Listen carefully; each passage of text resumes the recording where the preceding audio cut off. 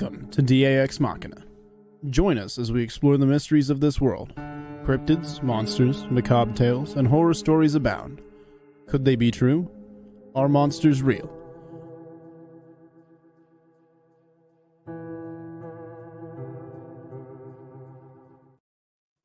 Good evening, folks, and thank you for joining us on another edition of DAX Machina.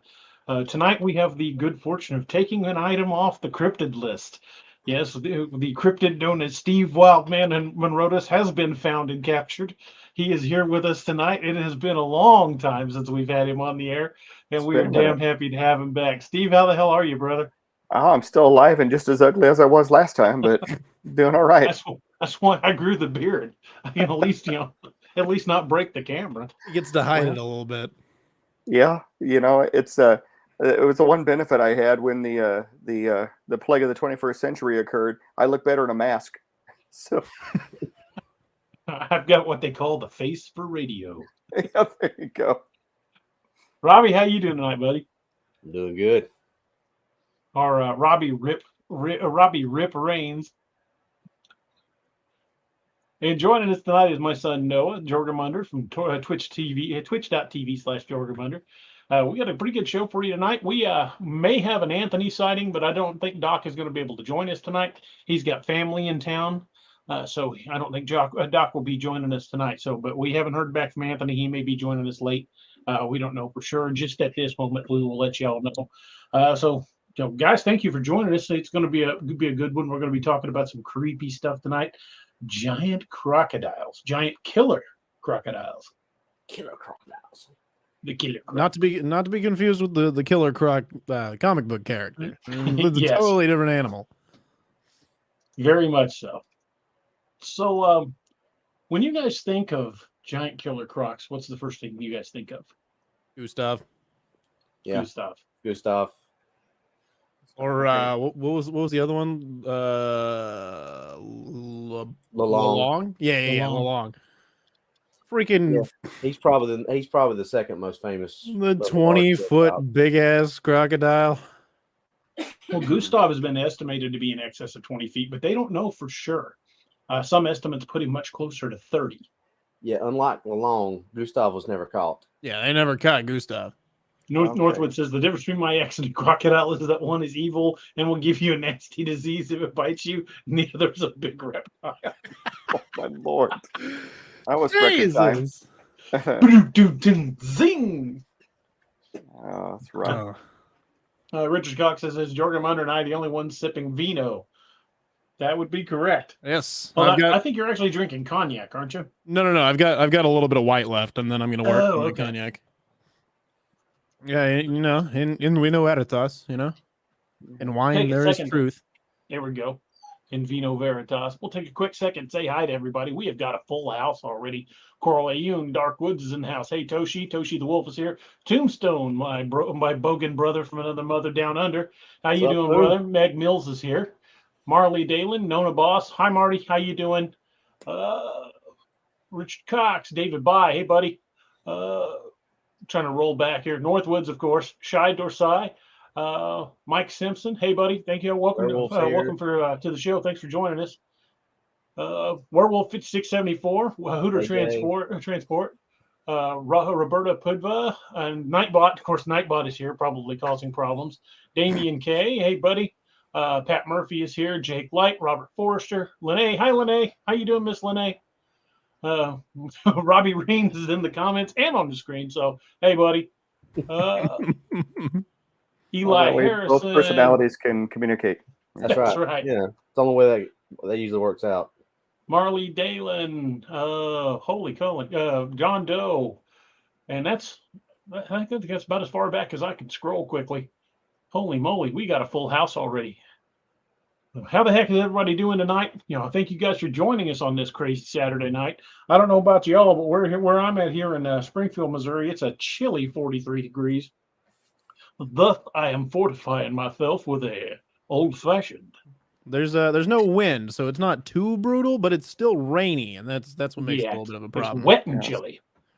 Yeah, that's why all the alcohol is for medicinal purposes this evening. Oh, yeah, exactly. I have a prescription from my personal physician. I'm just drinking a beer. And Dave Weiss says, I'm soaking up the AC down here in Houston. Oh, man. I would love to have heat outside and cool air inside. Pork and Beans says 65 and humid as heck in Texas. Whew. Well, my arthritis would probably trade places with you since the cold's been messing with me. 65, that ain't bad at all. No. Yeah, Northwood says 28 degrees there. Whoo, buddy. Ooh. Is that 28 degrees Fahrenheit or 28 degrees Celsius? 28 Celsius is pretty nice. You know, the one benefit of being in a climate where it gets to 28 degrees and below, you will not get giant killer crocs. They will not survive in that cold weather. I would suspect not. Now, Gustav, on the other hand, is a gigantic, enormous proportioned Nile crocodile that lives in, what is it? Is it Tangier? Burundi. Yeah, he's in the Burundi region where they had that brutal civil war for. It's rumored to have killed as many as 300 people from the banks of the Ruzizi River. Yeah, they think maybe even more than that because there's really no way to know for sure. Not only that, during the violent Burundi civil war, they would just dump bodies in the water. So they think he may have actually gotten a taste for human flesh. That's what most of the scientists have theorized why he started attacking humans was because of he liked it. Because of that.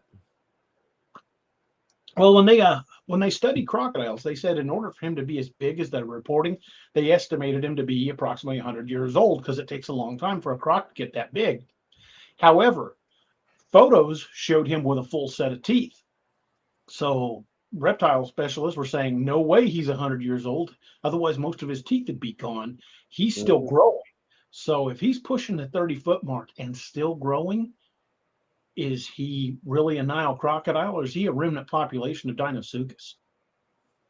He's rumored to be about 66 to 67 years old.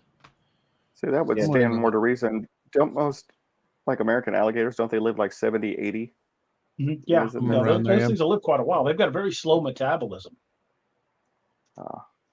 Yeah, and the thing with most all reptile species, they continue to grow their entire life. As long as they eat, they're growing. Mm-hmm. It's not like mammals reach a certain age and they stop growing. I'd like to think I didn't stop growing.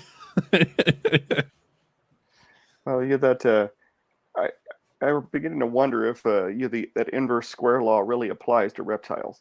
Yeah, they always just seem to keep getting bigger and bigger, or they don't seem to live long enough to reach their limit. Right. Mammals tend to. If that thing's, let's just say it's 25 feet long. Low ball the estimate because some are saying it's as much as 30 feet long. Let's say it's 25 feet long. That thing's still going to weigh 2,500 pounds, maybe more, with a bite pressure of about 5,000 pounds per square inch. From what I'm reading, the only estimate they have is someone saying that he's easily more than 18 feet and estimated to be over 2,000 pounds. So I mean, Uncle John's in the house. Hey, Uncle John. So I want to ride that thing or run from that thing or ride it into combat. I mean, if he was still around, Steve Irwin would be trying to pounce on it. Oh yeah, it's a 1-ton freaking crocodile. I think the length of a school bus.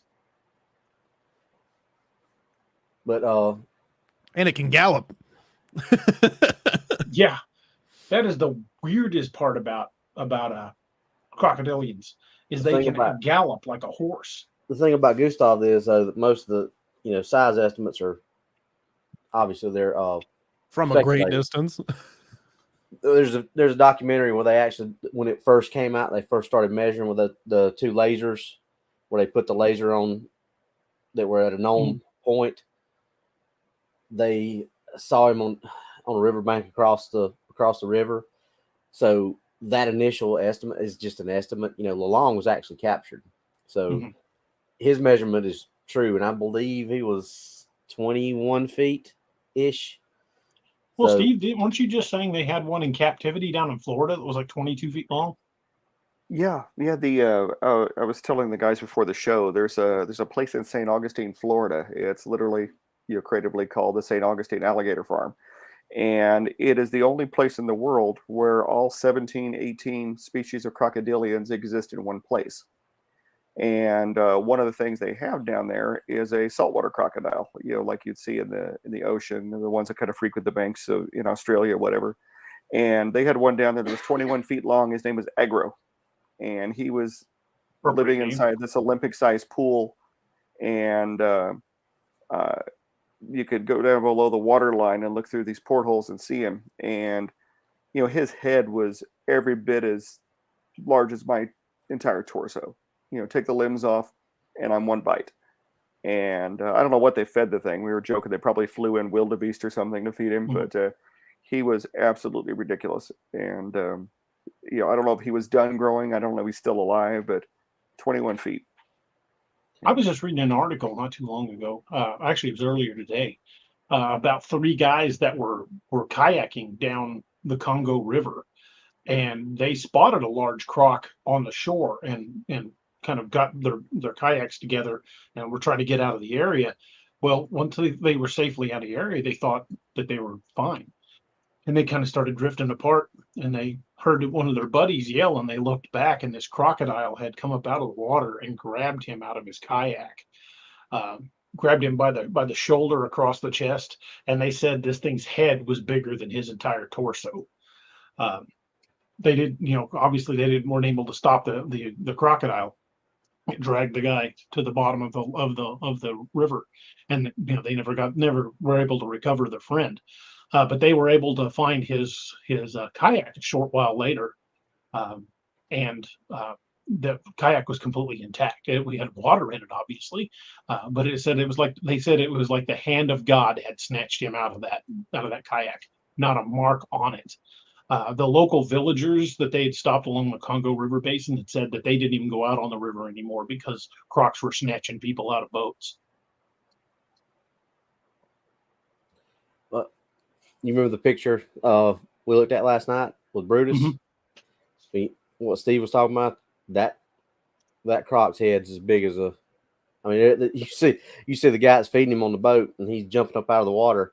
And Brutus is another famous croc from I believe he's on the Adelaide River in Australia. Mm-hmm. Tombstone could probably correct me if I'm wrong on that, but I believe that's the Adelaide River that he's on.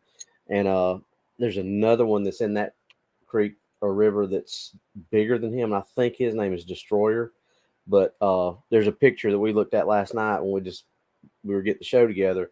And he's jumping up out of the water. He's missing one of it. I can't remember if it's his right or his left front leg. I think it's the right front. From the bottom of his, from the base of his skull forward, is bigger than the guy who's feeding him on the boat. Yeah. There he is. Jesus. And most of the people that talk about him say that Destroyer was the one that took his leg off. Yeah. That is just well. Here's a good size comparison for you. That's Lalong, isn't it? Yep, that is Lalong. Shortly after that picture was taken is when he went ape shit and tore that rice cart up. Took him an hour to get him calmed back down and get him back restrained. This is a picture I found that I wanted to show, and that's prehistoric crocodiles. Tell you how big those things got. I love the look on the Allosaur, the T-Rex's face there. It's like, ah! It's like, oh God, what is that? And then for size comparison, this is like a normal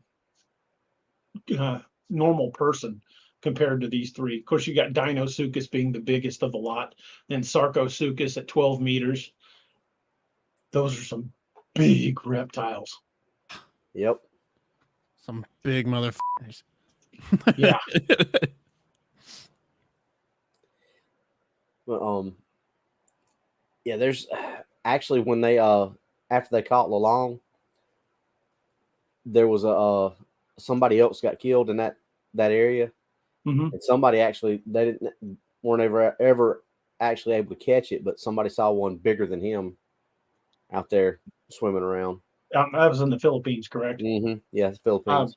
One of the stories that I read of recent crocodile attacks took place a year ago in Costa Rica.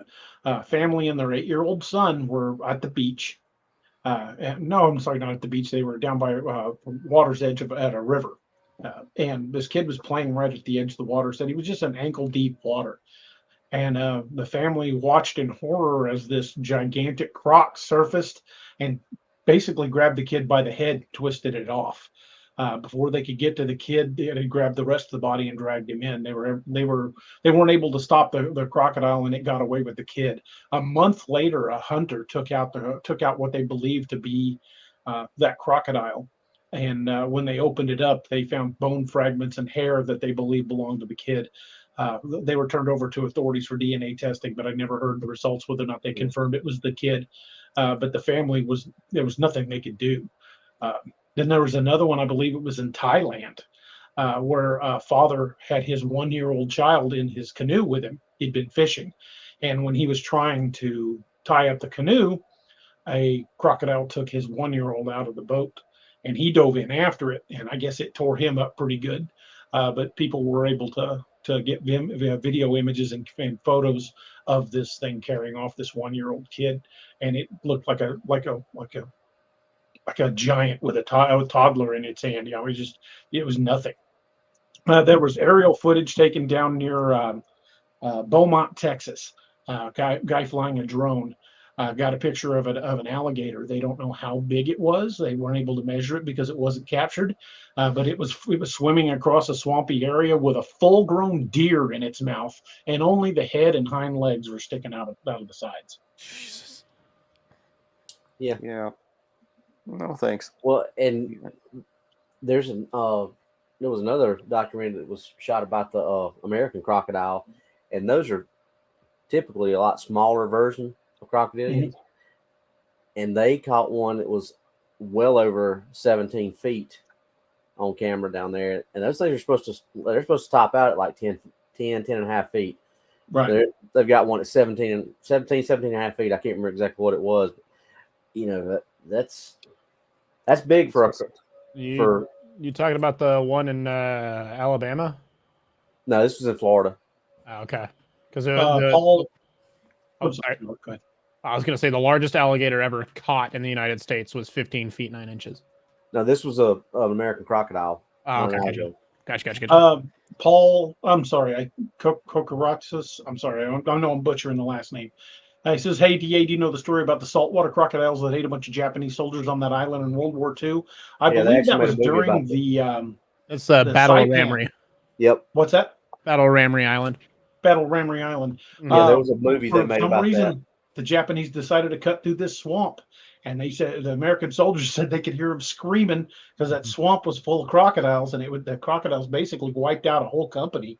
Yeah, they cut through a mangrove and just got torn down. Of course, there's other stories from World War II where a group of Japanese soldiers were taken out by Komodo dragons as well. Mm-hmm. Yep, monitor lizards too. My grandfather was stationed in Mindanao in the Philippines, southern part of the Philippines, for part of his time in World War II, and he was a carpenter. That was his, what do they call it? His assignment, and he would help build like the company roads and stuff like that when they would set up their bases.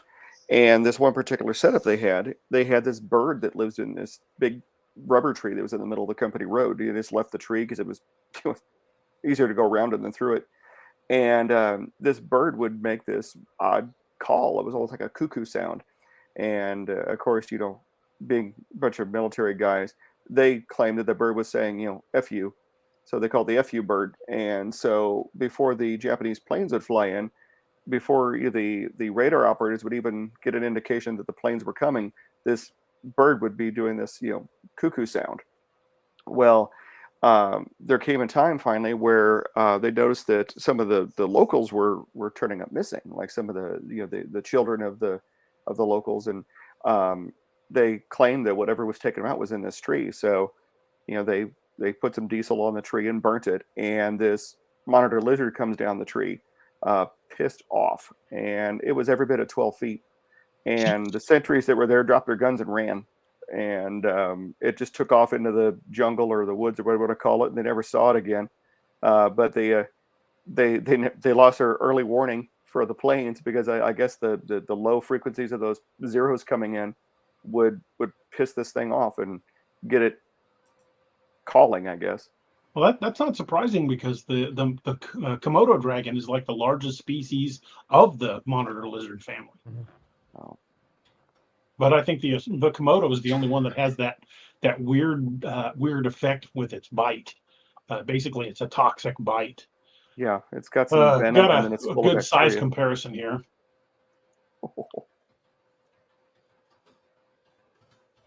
Any one of those, if something that size gets you in its mouth, you're done. There's nothing you're going to do to stop it. Nope. Well, it's funny listening to people talk about the size measurements. They're usually halfway submerged under the water. The only time we see them is when they're striking. Right. And those folks, either the ones that do get a good look don't live to tell the tale. Right. Yeah, you're way too close to it, Yeah, Right. The other ones are too busy running like hell. I think it's like you only see like a third of their body sticking out of the water. It's basically their nostrils and their eyeballs. Yeah. Well, it's like what that line in the original Jaws? They talk about how they measure sharks from the tip of the snout from the tip or the top of the tail to the dorsal fin. Yeah, because those are the parts that stick above the water.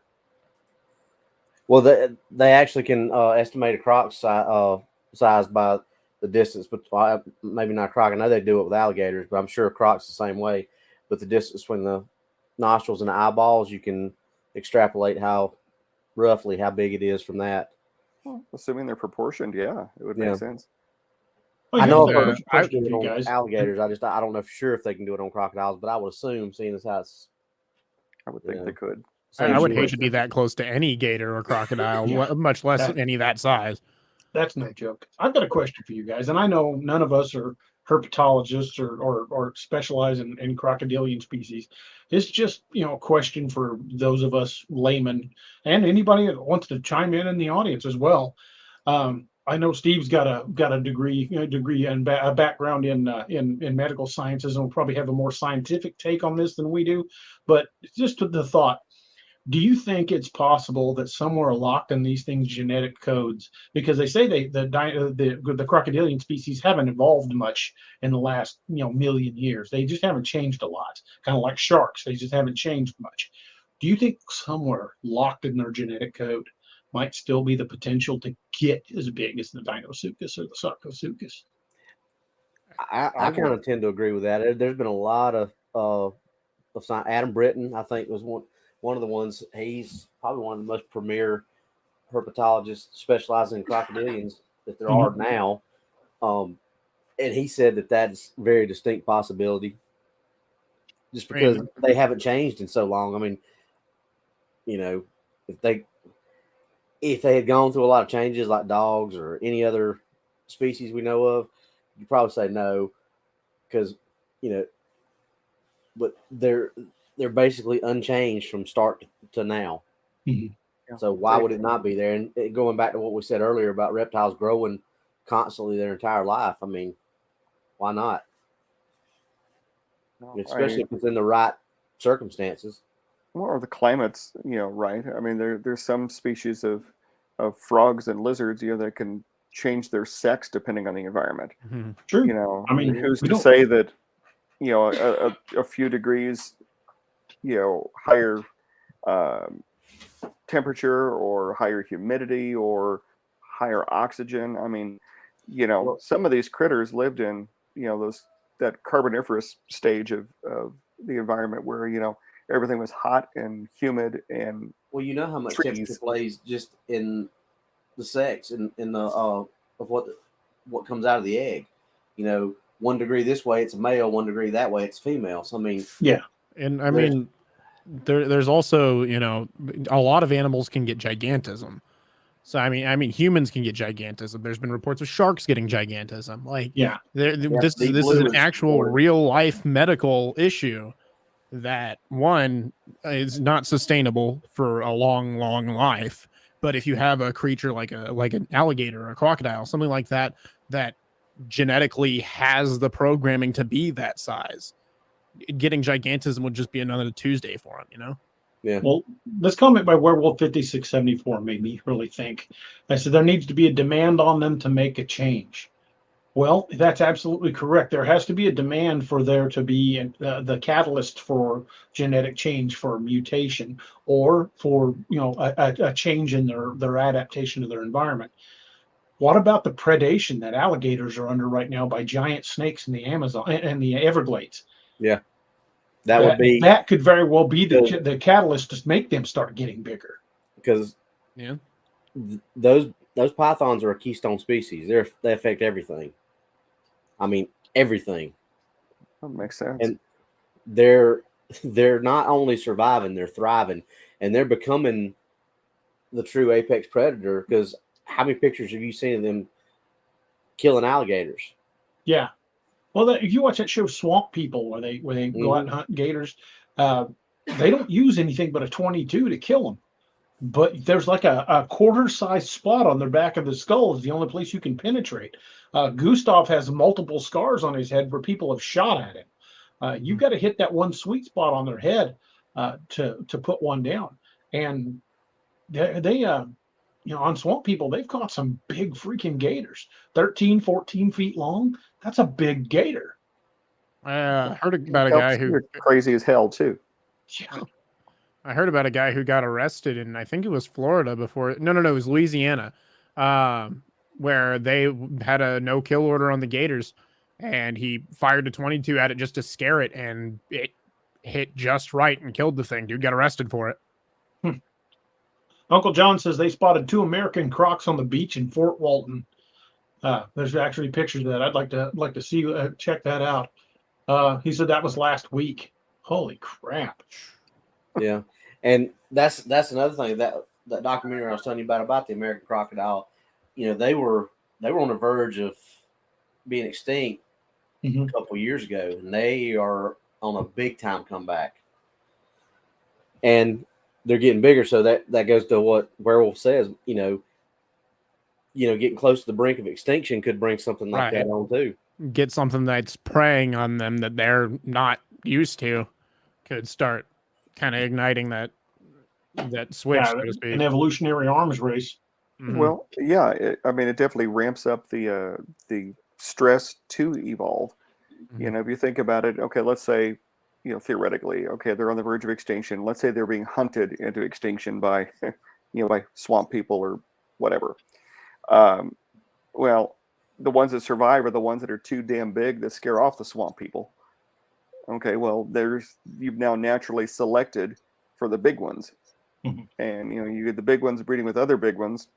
I mean, it would stand to reason they would just get bigger, and as the climate's getting warmer, it's getting more to the kind of environment they like to live in. Right. And they were. What was I going to say?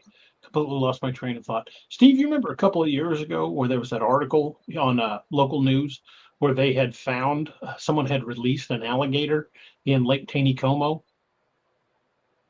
and the reason they found it was because when the lake started icing off, they found its nose sticking up out of the water. I remember that story, and it wasn't a big one; it was only 3 or 4 feet, but it was alive. Even in an extreme Missouri winter. I mean, lakes were icing over, and they happened to find it with its nose sticking up where it could still breathe, and it just slowed its metabolism down, and it was fine. That's one of the few things that a movie got right in Lake Placid, when Oliver Platt's character said, "As long as their nostrils don't freeze, they'll survive," and that's true, because there's a guy in Wyoming or Colorado, one I can't remember, but he actually has an alligator and crocodile ranch up there that they come up and see, and their ponds freeze over in the wintertime, and they'll go out there and just make sure that all their noses are stuck up over the ice.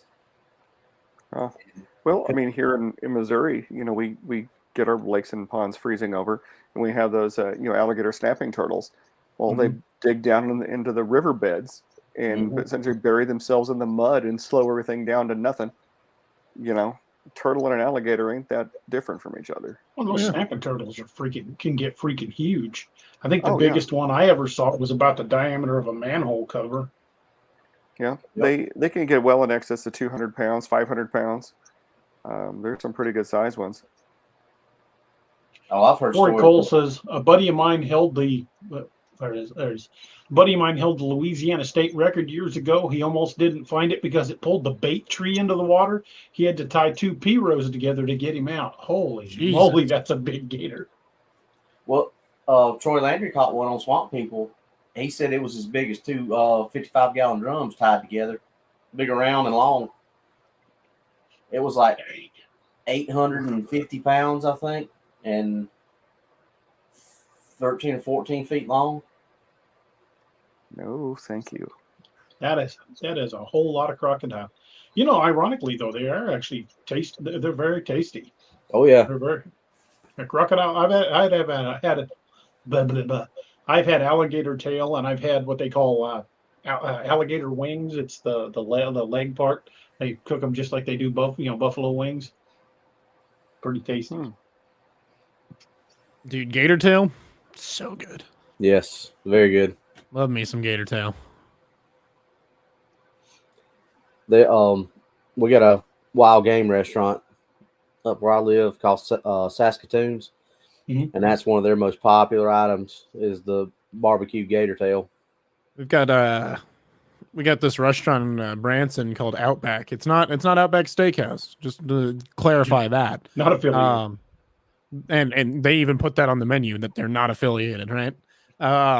But they have some damn good gator tail on the menu there. Yeah, you wouldn't really expect from Missouri, but like Tombstone says croc burgers are good too. I would like to try a croc burger. I honestly would. I don't think I've ever had croc. Of all the exotic meats I've had. My wife and I would like to go on cruises, and one of the things everybody tells about with cruise ships, no matter what cruise line you're going on, the food's always amazing. You know, that's the best part of the boat. Don't go on a diet before you get on a boat. But on the Carnival ships that we typically go on, every dinner, they have a pretty fancy multiple course meal, and for your appetizers and your entrees, you get a choice of like more traditional fancy food, very Americanized, like Ponderosa Steakhouse kind of food, or you can pick the rare catch kind of stuff, and it'll be like exotic fish or river bison or weird meats that you don't normally get to eat. And one of the best appetizers that we had on there were these gator, basically nuggets. They were like little marinated and fried up, essentially gator McNuggets, and they were absolutely phenomenal. It was like the best part of each meal that they offered that, and just enough to get your interest in more of it. Lene says, I once had some fried gator tail at the Bass Pro restaurant in Broken Arrow, Oklahoma. It was really good. Well, like Bass Pro or Bass Pro Shops and Cabela's have merged now. But anyway, they've got that beef jerky section, and they've got a lot of stuff. They've got alligator, elk, emu, all stuff. My son actually bought me for my birthday. He bought me one of those big sampler packs that had all the different kinds in it. So there was a lot of alligator in there. That was the first ones that left out of the box when I got it. Yeah, those are good. For those of us that don't hunt, again, no philosophical problem with it, just too damn lazy to do it. When you don't get to eat these game meats, you can kind of really appreciate it when you're able to get a hold of some of them. Hey man, I've got some python jerky right here, and it's very good. I'm very happy with my exotic meats that I get. He's really pushing that new business model, DA. What, man? It's just it's python jerky, man. He's got a from me. Oh, for his Jorgamunder channel over on Twitch, he's got a jerky company that sponsors him. Bulk beef jerky. Awesome. Yeah, you can plug them if you want. I don't care. Yeah, bulkbeefjerky.com/Jorg. Get yourself 10% off. That freaking mango brisket right here, dude.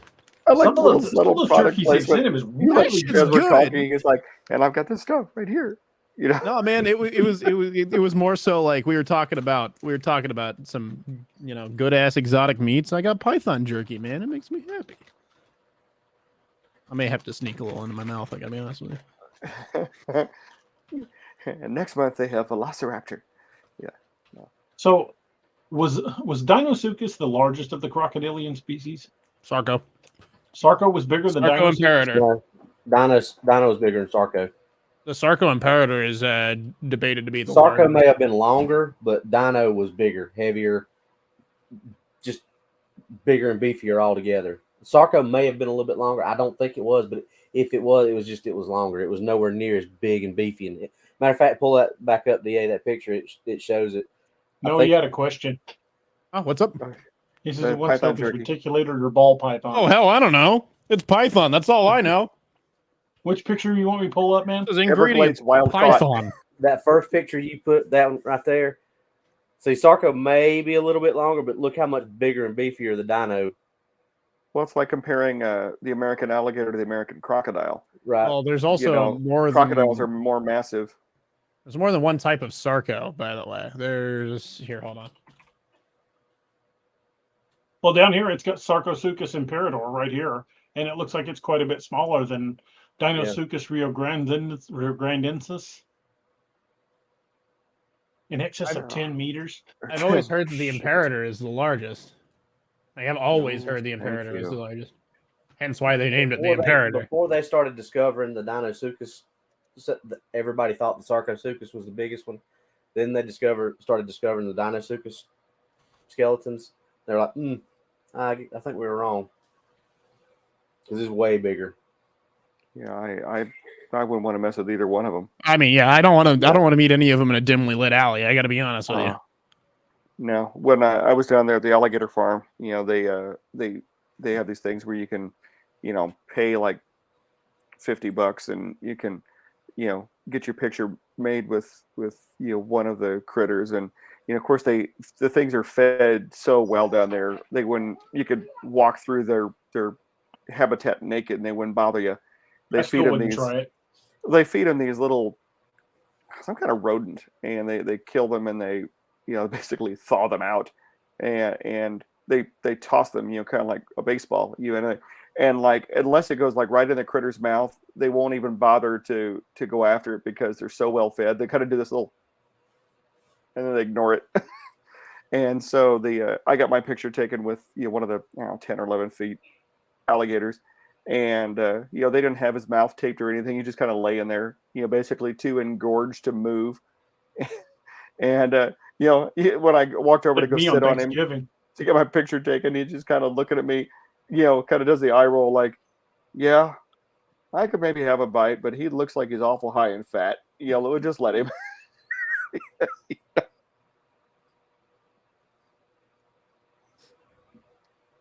Yeah, I wish I could find the picture. Even then, I would be like, you know what? I'm good from way over here. Oh my! Well, what I thought was really neat is when they came feeding time for them, there were literally dozens, if not hundreds, of them in this big. Basically, it's like a man-made swamp with like a fence around it. Man, I'm telling you, if when the guy would come up on the ramp. Oh, sorry, Steve. I was just gonna say, if any of these things are within missile range of me, they're too close. Well, when the guy would come up on the little ramp with his little box of, dead lemmings or whatever the hell they were feeding them, you could hear like the infrasound, like everything just rattles, like you see the water rattling around the gators. They were, emoting in some way, growling or something, and it was very eerie. You had get like, 30 gators all vibrating in the same pitch. That's kind of an odd, creepy noise too. I mean, the first time I heard it, I'm like, "What in the hell was that?" Oh my god! Yeah, it literally, it was like just a sustained stomach growl or a ripe fart or something. It was the most bizarre, out of place sound for a bunch of bunch of lizards to be making, but it was cool. It was really neat. Sentinel's in the house tonight. What's up, Sentinel? So, you know what you were saying? They think that Gustav may have killed in excess of 300 people. Yeah. So they've been studying since the late 1990s. And a lot of what is known about him comes from the movie Capturing the Killer Croc. Mm-hmm. But they don't even know how many people he's killed since they started studying him, much less before that. Yeah. Well, you know, they say up and down the Nile River, they have no idea how many people Nile crocodiles kill each year because, one, there's not an accurate census, and two, these little villages just don't report it. Yeah, it's just like the Can you imagine how sucky that would be? You got to get up and go get water at the river's edge every day for your village, and you go down there and kneel down to get water, and bam! Scientists and herpetologists who have studied Gustav claim that his uncommon size and weight impede his ability to hunt the species' usual agile prey, such as fish, antelope, and zebra, forcing him to attack larger animals such as hippopotamus, large buffalo, and to some extent humans. Well, that Civil War there, they were dumping bodies left and right in the river, and it attracted a large amount of crocodiles to that area. The frightening thing is the hippos and the buffalo to me. I mean, like, a croc that can take down a buffalo. Well, you know, I read somewhere that a hippopotamus is the scariest thing in the Amazon. Yeah. You know, they got some of the biggest crocs in the world as the hippo that you worry about. Statistically, hippos kill more people in Africa than crocodiles do. Well, yes, I will agree with that to an extent. They kill more people in Africa than are reported. Right. That's why I said statistically. Yeah. Who knows what the real number is, but statistically what's reported is more hippos. Tombstone ain't wrong. Hippos ain't no joke either. No. Things are 3,000 pounds of testosterone and pissed off. And most big crocodiles will not mess with hippos, but there was actually footage of Gustav running male hippos off. So even these big hippos didn't want to mess with him. Well, you know, hippos are supposed to be herbivores, and there's a, you know, video footage of hippos eating crocodiles just because they're pissed at them. Mm-hmm. It's like, you know, it's gonna hurt my stomach, but fuck you, you know. Yeah, I've heard plenty of stories of people talking about that. They've seen them snapping them in half. Thanks for the super sticker, brother. Oh, hell yeah. Thank you, sir. Well, see, I'm so glad that I did say that insulting comment when I found out he was on the line. You're from your Sentinel. Paul Cook. I'm sorry, Paul. I'm going to butcher that last name. I'm just going to call you Paul. So there was a tiger that had 436 confirmed human kills. Plus, there were those 2 lions that they made the movie Ghost in the Darkness about. Yeah, and they have no idea how many those people, how many those 2 things killed. Those they had their estimates around 300 too, I believe. Yeah. It was basically an entire group of railroad workers over years. Mm-hmm. The taxidermy bodies of those are in the Field Museum in Chicago. Yeah, they thought that once they moved out of their territory, their supposed territory, that they would leave them alone, but they followed them, just kept following them down the railroad. You know, every time they'd pick up camp, move, and go further down, the lines would just keep following them. Well, those are kind of like you were talking about the gators. You know, they got the taste of human meat, and then they decided that you know, long pork was on the menu. Well, it's like with grizzly bears in national parks. If a grizzly bear's coming around people, they'll trank it and take it back up. But once it's killed somebody, it has to be put down. Yep. Because generally, once these things get a taste for human flesh, I guess we taste great. I don't know. But you know, they all probably also couple that with the fact that it's a very low risk meal, because most humans don't put up much of a fight when taken down by 1,000 pounds of bear. Becomes you know, hey, this is a much easier meal than chasing deer. I mean, I guess, you know, you got a bear wandering through the woods and it looks down one side of the trail and it sees a deer running at about 40 miles an hour, hauling ass up the trail, and it looks over and sees another guy and pair of Birkenstocks and a set of headphones listening to Fleetwood Mac as he walks through the woods. Like, I wonder how that thing tastes. Yeah, power walking. Let's find out. Yeah, doesn't run like the deer, doesn't drown me like the salmon. Wonder how fast he is. Yeah. Let's go for this guy. Go for the thing that's not paying attention to me. That seems like the better move. If it weren't for the taste of patchouli, this thing would be awesome. Well, it's just amazing, some of this, just the animals' reaction to humans and how little they don't care. I was watching a video, and it was, of all things, it was on Glock's website, and this guy was hiking in somewhere in Colorado or New Mexico, one of these fairly mountainous places, and this mountain lion stalking him. And so he's got his phone out and he's videoing this thing, kind of stalking and just getting closer and closer to him as he's slowly backing away, trying to make himself look as big as possible. And so he finally fired a couple of warning shots at the thing from this 9mm Glock.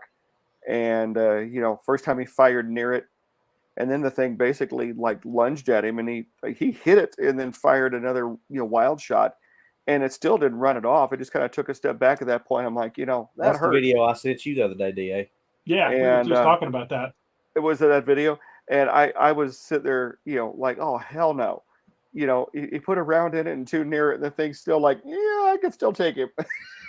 Yeah. My first warning shot would have been dead bead in the nose. Well, it was impressive. I was getting like anxious just watching it. Yeah, that guy let that mountain lion get way closer than I would have been comfortable with. Oh yeah. Yeah, well, I had, I never served in law enforcement in the military, so most of my firearm knowledge is anecdotal. And I remember you telling me that there's that 7-yard rule. The reason that people rule. Yeah, was it the 21-foot rule? 20-foot rule, yeah. Basically, these engagements happen within 21 feet because if you don't engage within that amount of time, they're too close to engage. Yeah. I'm like, yeah. No thanks. Yeah. Lene says, they say more fat makes meat more tasty. If that's the case, I probably got some fantastic marbling. I was going to say, I'm not fat. I'm just marbled. Yeah, I'm just marbled. I'm Wagyu. I'm Wagyu human. Oh God. You're much like me. You're aged and heavily salted. And occasionally pickled. Yep. Pickled human is not an idea I want to get anywhere near. Hey, if they had more alcohol in the Donner Party, things would have gone differently. That's probably a pretty good point. Yeah, that's it. I'm going to tell everybody from now on, I'm not fat. I'm just well marbled. Well, it's not a dad bod. It's a brisket. It's okay. Steve, no, I'm drinking, please. I don't want to spew cognac on my monitor. Long pig bacon.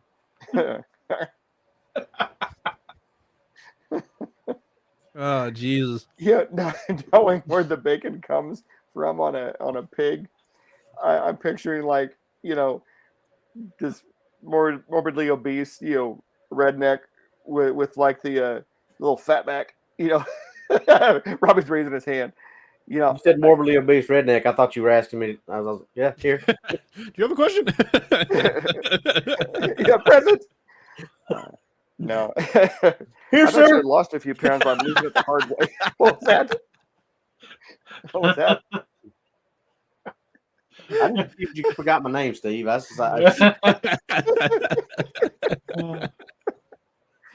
Oh man. Salted redneck pork belly. Oh my Lord. Yeah. Long pork belly. Sorry. Long pork belly. There we go. It was funny. We make jokes, but I've discovered that in my free time, I've kind of crawled down every rabbit hole I could find on YouTube, and there's a channel that I particularly like following just because I love the dude's sense of humor. He's very, very sarcastic and dry, and it's called Weird History, and the dude just talks about historical events and like basically the shit you didn't know about these historical events. And he did like an 18-minute video about the Donner Party. I'm like, well, I'd like to think that I knew most of it. And from reading that book of Kat Damon's and yours, I'm like, okay, I've got the supernatural side of it. And he was talking about, when they ultimately started eating each other. And he literally threw in, he goes, I've been told it tastes like pork. And I was like, from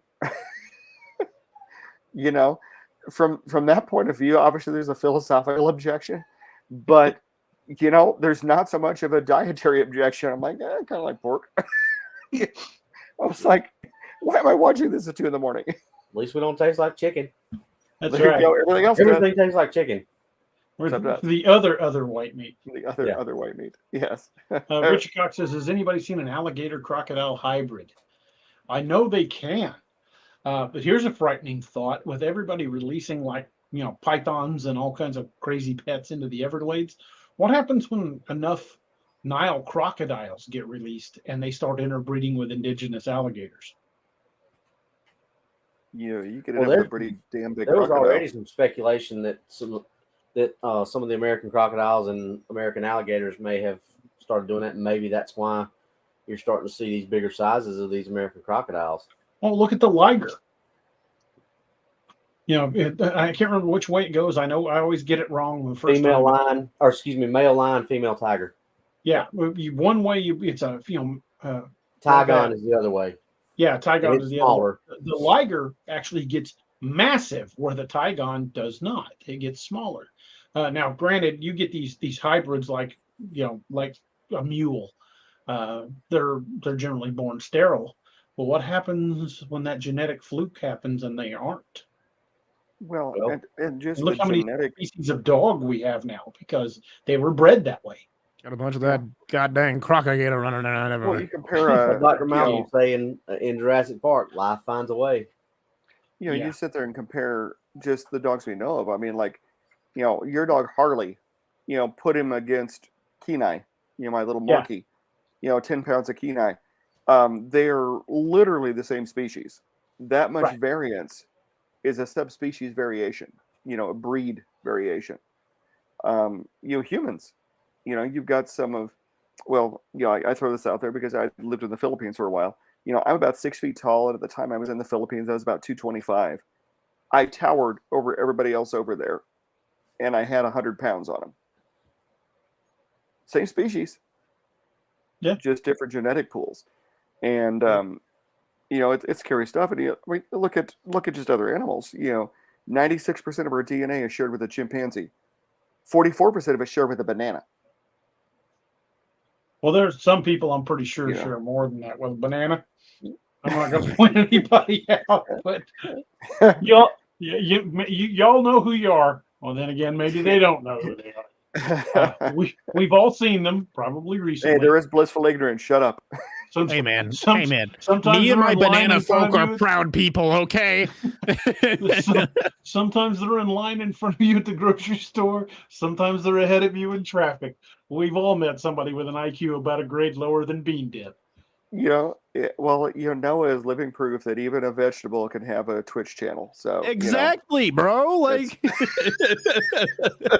in case y'all were wondering if I was a fucking idiot or not. I love you. I love you. Well, you are my son, so I say I love you, but I know your dad. I'm sorry. No. Listen. You are correct. Okay. There's more air in my head than there is brain. All right. That's just to give your brain good ventilation. Exactly. Just so I don't overheat, bro. Exactly. See, my head's not full of air. It's just full of whatever that tanner-rich residue that you have on the inside of a whiskey barrel. The stuff that all these distilleries pay good money for. As long as it's not the whiskey barrel that Dad had. Yeah, that one didn't work so well. that was a different kind of residue. Yeah, that whiskey barrel did not work out so well. I put a bottle of Tullamore Dew in it, and it rotted. The barrel rotted, or like black mold inside it. Oh, yeah, it was. Yeah, I got a glass of it, and I was like, "What the hell happened to this?" You know, I felt like Harry Carey. Hey, what the hell happened? You know, if it was able to grow in 40% alcohol, I'm pretty sure you just narrowly avoided the zombie apocalypse. Maybe that's why Harry Carey talked like that. Maybe it's because he got a bad glass of whiskey. Hey, a hot dog. The worst part was I heard him explaining to Mom what had happened because I was on my way out of my room, right? And then he turns and looks at me when I come out of my room and he goes, "Hey, you want to try this?" And I was like, "No, I'm okay." No. I was like, "I'm good." A bottle of Tully right there. I was like, the big not that pass Tully's on high that. end to begin with, but Tully's okay sipping whiskey, but not that it's high end on its own. But you know, it's flea market Bushmills. You know, it's okay. I'm not even a big fan of. Well, actually, I don't mind Tully. I'm not a huge fan of Bushmills. I got to be honest with you. I don't know if it's the sweetness or what, but all right, Noah, pack and get out. Hey man, I was gonna say, Grant would not be happy. Hey, listen, you know my taste in Irish whiskey. That's funny. Gotta go. Grant would not be happy with that comment. Well, no. You know, it depends on what vintage of Bushmills you're talking about. You know, the plain old Bushmills white label, you know, it's a notch better than Jameson. You get something like Red Bush or even, you know, Black Bush, that's a damn fine whiskey right there. Boys, we have long deviated from the topic. Alcohol's a topic of the show at any given point in time. Alcohol. We've switched topics from Killer Crocs to alcoholic Crocs. That's right. True, you know, maybe that's the secret. Maybe we just got to get them drunk. Maybe. Or maybe we're safer if we're drunk. Oh, true. Yeah, maybe it makes the meat taste try weird. and taste bad. Paul, again, I'm just going to call you Paul, says there's a saltwater Siamese hybrid crocodile at the Myrtle Beach Alligator Park that's 18 feet long. I've seen it in person. It's definitely that big. We've been to Myrtle Beach a couple of times, but I didn't go to the alligator park. I really want to next time we're out that way. But I would love to see that thing. And that's y'all the thing. Can keep it. With these hybridizations, if the gators in the Okefenokee start crossbreeding with, say, Nile crocs, what could it unlock in their genetic potential? Could we start seeing something now? Granted, it wouldn't be a deinosuchus or a sarcosuchus, but it could get that big. Well, yeah. I mean, you were starting to kind of allude to this earlier when you talk about the mules. You know, sometimes you get this hybridization makes the animal more genetically robust. Mm-hmm. You know, I mean, look at mixed breed dogs; they're so much healthier than purebreds. You know, and you know, mules. You kind of threw that out there. You know, horses are a given size, donkeys are a given size. I've ridden some damn big mules. Yeah. You know, clearly something is working in the mix there. You look at using your dog metaphor. Just take your average pound puppy that you get that's a Duke's mixture Heinz 57 variety dog that'll live 18, 19 years, and then you get your pug, which is like on a good day they can barely breathe. Yeah, they're all sleep apnea and epilepsy. Trying to lick its own eye. Yeah, I was gonna say. You know, your purebred pug is sleep apnea and epilepsy. And then you got something like, you know, our Cora, who, you know, we did the dog DNA thing on Embark, and the report comes back, we got nothing. But, you know, she's healthy as hell. You know, she's intelligent, she's agile, she's obnoxious. And she's sitting there having a fit in her little kennel. She doesn't understand why I'm talking to somebody that she can't interact with. Well, Harley the Wonder Dog, he's not a pure blood anything. He's just an idiot, but we love him dearly, and he's an extremely intelligent dog when he wants to be, when he chooses to be. But then, yeah, like you were saying, you put him up against these purebred types of dogs. Like my aunt had poodles, and those were possibly the dumbest animals I have ever encountered. If those dogs had encountered a crocodile, they would have like dipped right up to it, like, hey, what's that? Yeah, my grandmother had a purebred German Shepherd, and literally, I think it had the dog's version of Down syndrome. I mean, literally, there was something very similar to that with it, and German Shepherds are known for being so intelligent. They can sniff out bombs, and they can do this and they can do that. And this thing barely could understand the concept of glass. Like it lived to be like 8 or 9 years old. It didn't live a terribly long life, and it would like run into sliding doors that are covered by vertical blinds, mind you. And I was like, oh, and your population has the ability to sniff out bombs. It was absolutely ridiculous.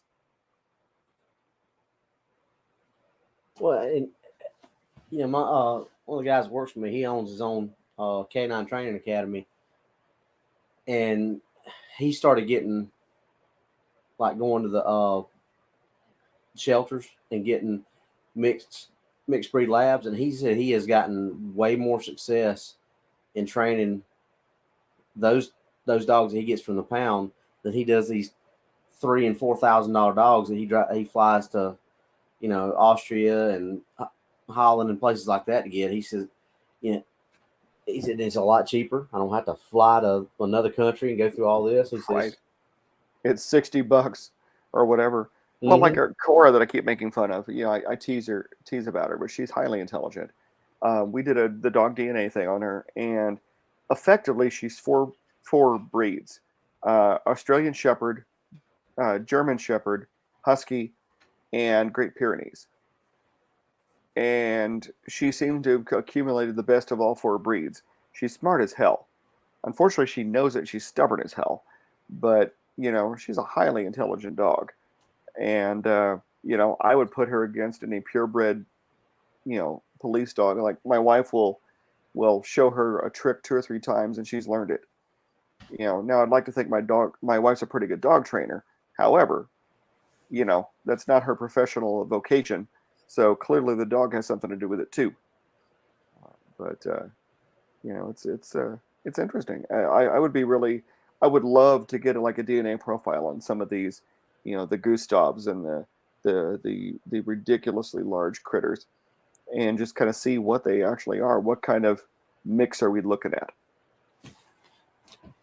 Yeah, and I don't think they thought to even do anything like that on Lalong, because obviously he was the only one that had a chance to do it on, because nobody can catch Gustav. Right, Gustav disappeared off the planet. 2011 or something like that. Nobody's seen it since. I think 2015 might have been the last sighting, if I remember correct. I think we were talking about it last night. I think it was 2015. Well, even Agro down in St. Augustine. I don't know if he's still alive. I've not been down there since 2008, 2007, 2008. So, I mean, assuming he was near the end of his lifespan because he was freaking huge, he could be dead now. Guys, speaking of big alligators, this picture was taken in Louisiana. Somebody found this coming home from work one day. I am so grateful I live at a place where this doesn't happen. Oh, hell. I've seen that picture before.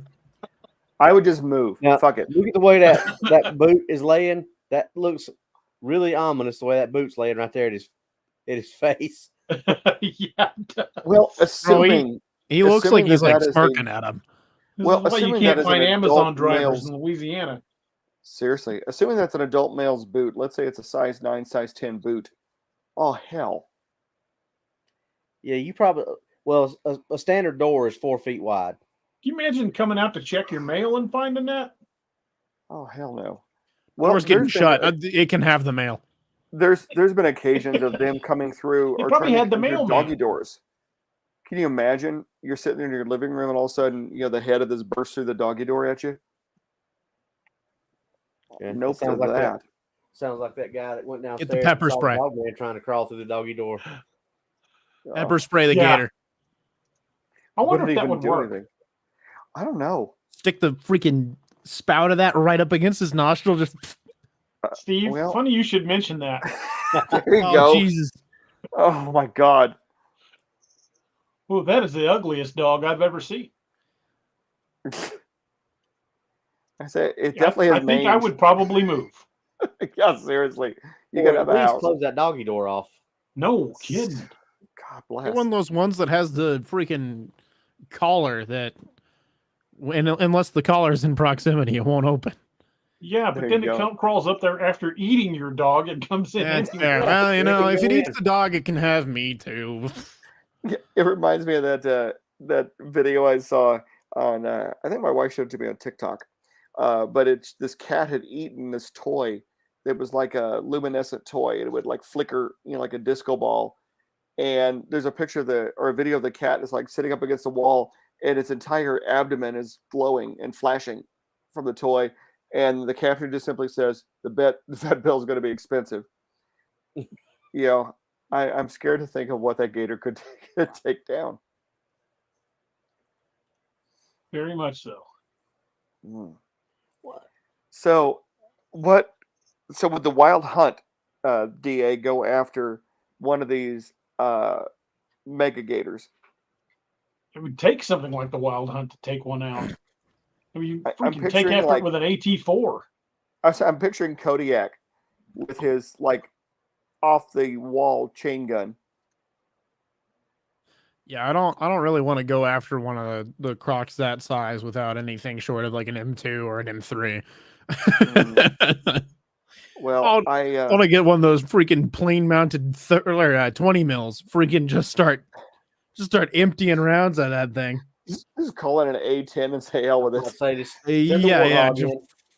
Just like, hey, he's just up the road from me. Listen, like, smoke is already on him. Just kind of pepper him. Yeah, look for green smoke. Bring depleted uranium, please. Green smoke for the crocodile. Yeah, no, where could it possibly be? No, I'm sitting there. I don't have that great an arsenal because I live in a town of 160,000 people and I don't hunt. But I'm pretty convinced that there's nothing that I own that I would want to take after an alligator that size or a crocodile. Listen, man, it tells me that 5.56 would just piss it off. I have a hand cannon right here at the desk, and I don't trust that against a gator that size. No, definitely not. Listen, man, 45 black powder I will trust against a level 3 plate and lower, not against a gator. It's like there was a movie that came out a few years ago where they had dragons in the film. Rain of Fire? Yep. I think it was Rain of Fire. Rain of Fire. And Christian Bale and some other folks. But I remember one thing that stuck in my head when I watched it. I only saw it once, and it's been a long time ago, and I probably wasn't sober. But I remember they were using a few modern weapons because it was like a post-apocalyptic, dragons come out to eat the world kind of stuff. And I remember being very impressed, because I hadn't thought about modern weapons versus dragons. I'm picturing like, Monty Python, with their swords or something. And, they had pretty large caliber firearms. And I was like, yeah, it was just pissing them off, You said Monty Python, and then you said large caliber firearms, and I just pictured Monty Python, the Holy Grail, but instead of swords, they just had like AR strapped to their chests. Well, hell, they could take out a rabbit with them swords back then. like the dragons, like biting them and shaking them or whatever. And he's like, "I'm not dead yet. I'm getting better. It's been a flesh wound. Look at me. I'm happy." Yeah, I'm having the time of my life. God bless Graham Chapman and Eric Idle. Yeah, the rabbit situation would have been handled a lot quicker. It's like, oh hey, there's the rabbit that kills everybody. Gentlemen, open fire. Open fire and lead it. You're okay. I think at that point, if you have that much volume of fire coming towards the rabbit, somebody's gonna hit it. From that bunch, I'm not so sure. That's fair, yeah. Yeah. I didn't realize until I read an article a couple of years ago. I didn't realize that Graham Chapman was the phenomenal alcoholic that he was. And like, he was not, he played King Arthur, of course, in the Holy Grail. He wasn't sober through the entire film. And I was like, that's not surprising. That's impressive. Hey, Robbie, I found a picture of that one they call the Dominator. Yep. Oh, hell no. He just wants some neck pats, you know. He just I'm wants someone to telling give him a you, little. that dude that is literally right there with his cell phone, that would not be me. I would be bailing out the other side. And Hell no! say, I ain't getting in the water. Are you kidding me? But that dude is think of natural the selection in implications of this. process. There are 2 crocodiles of that size that are in the same stretch of water. Yeah, here's the other one. Man, I ain't even getting in the boat in the first place. But if you somehow, like, if you knocked my ass out and put me in that boat, I come to consciousness. 1, I'm gonna beat whoever's ass knocked me out and put me in there. And 2, I am going to be in full-blown panic mode in the fetal position in the back of that bitch. I swear to God. On a completely unrelated note, the dude in the previous picture is now left-handed. You know. Christ on a cracker. He doesn't want the little piece of fish on the end of that string he's holding up. He wants the arm. That's a big I was animal. gonna say, And Wow. Anthony was telling me that the best part on a gator is that like jowly part next to the head. He said that's the best meat on a gator. I've never tried that part. I've had the leg knuckles and the tail, but I've never had that jowl part. well, it's probably some of the most toned muscle, I would think. I don't know how much It's the gator most I've had. tender part. Or I don't know what parts of the gator I've had, given how much gator I've had. Oh. So you need to contact your vendor. What parts of the gator does this come from? I mean, I don't get any gator anymore. That was back when I was in culinary classes, man. I was gonna say you're probably got your jerky. It's made out of like gator asshole or something like that. But I don't know if we have gator jerky. I'll have to talk with my boys about it. Look at the size of that thing's mouth. Oh hell no! Yeah, that would. That guy looks like you could fall like into the it. Starlight off of Star Wars. No. Yeah, no You thanks. can tell this thing's got to be pretty old by the number of teeth that are missing. Well, But- and the and funny just thing think about about it what's is gonna these people happen. paid money to go see this. Well, just Oh, think yeah, I about know. what's going to happen if your arm gets stuck in that.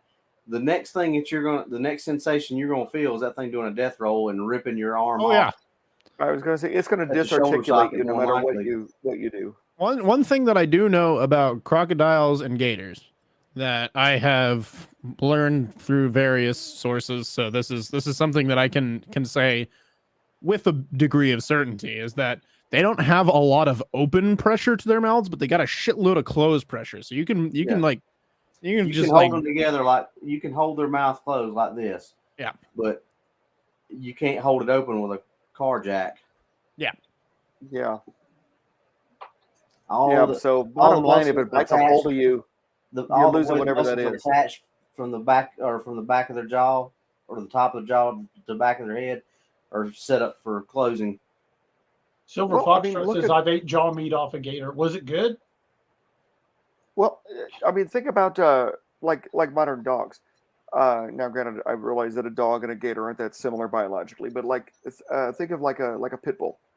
Pit bulls are known for being so jowly.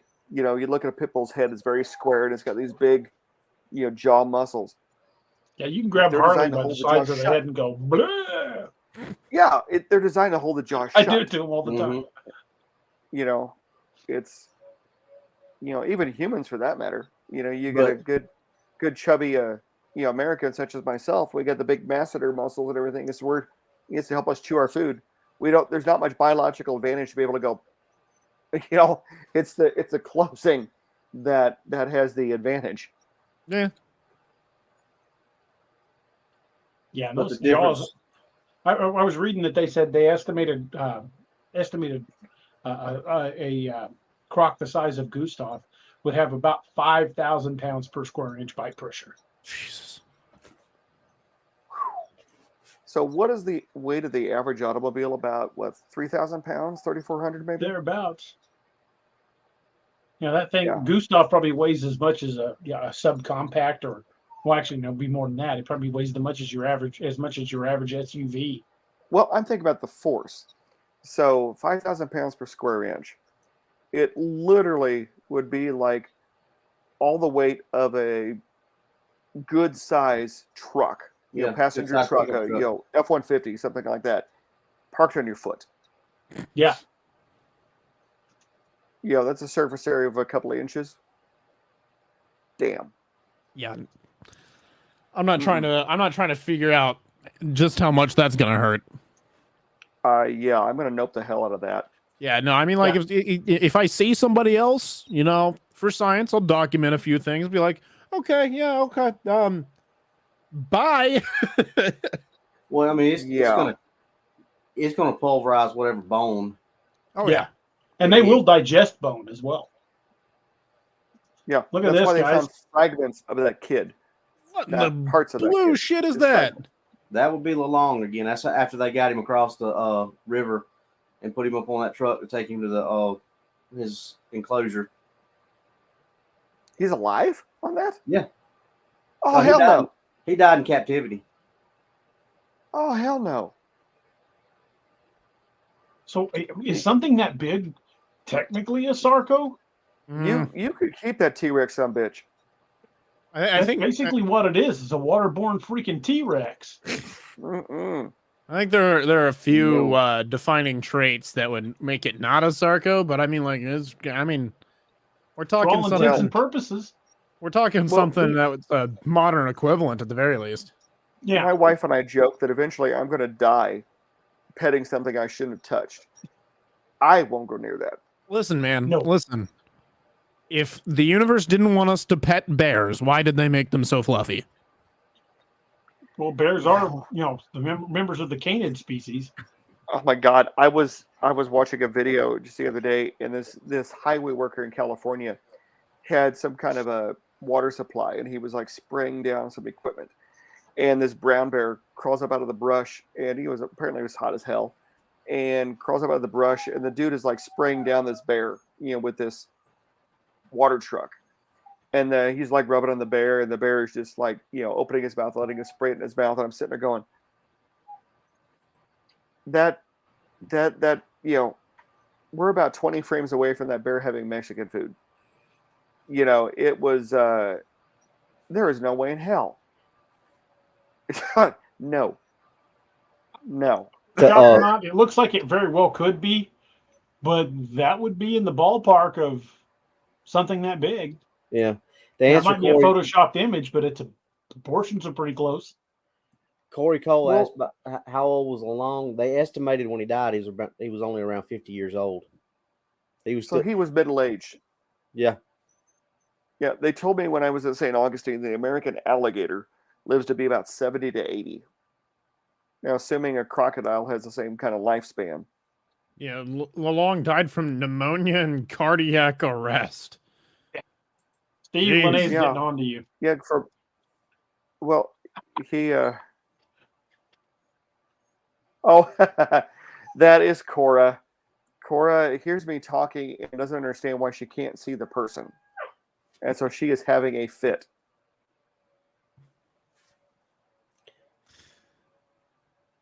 What I'm seeing doesn't say how old Lalong was. They estimated that he was 50 years old. They don't know. They're just because he had all his teeth, and so they gave it a rough estimate that he was 50 years old. Because normally these websites will tell you when they were hatched and when they died, but it says hatched Lalong. Cool, thank you. Lalong was not hatched though. He was wild caught. He was not born in captivity. Well, he was not hatched. He was summoned from the underworld. Well, he was hatched. He was not, but he was not hatched in captivity. He was. What I was getting at is they normally say like around when they hatched, like even when they were not in captivity. But it says when it died. It says when Lalong died, 10th of February 2013. Just doesn't say when, even approximately when he was born. God bless. Rough guess, huh? Yeah, it says not even that. So it was with great sadness that the staff of the Guinness Book of World Records received news of Lalong's death at an estimated age of 50 years old, and that was February 10th, 2013. That came from Guinness Book of World Records because he held at that time the record for the largest croc in captivity, largest wild caught croc in captivity.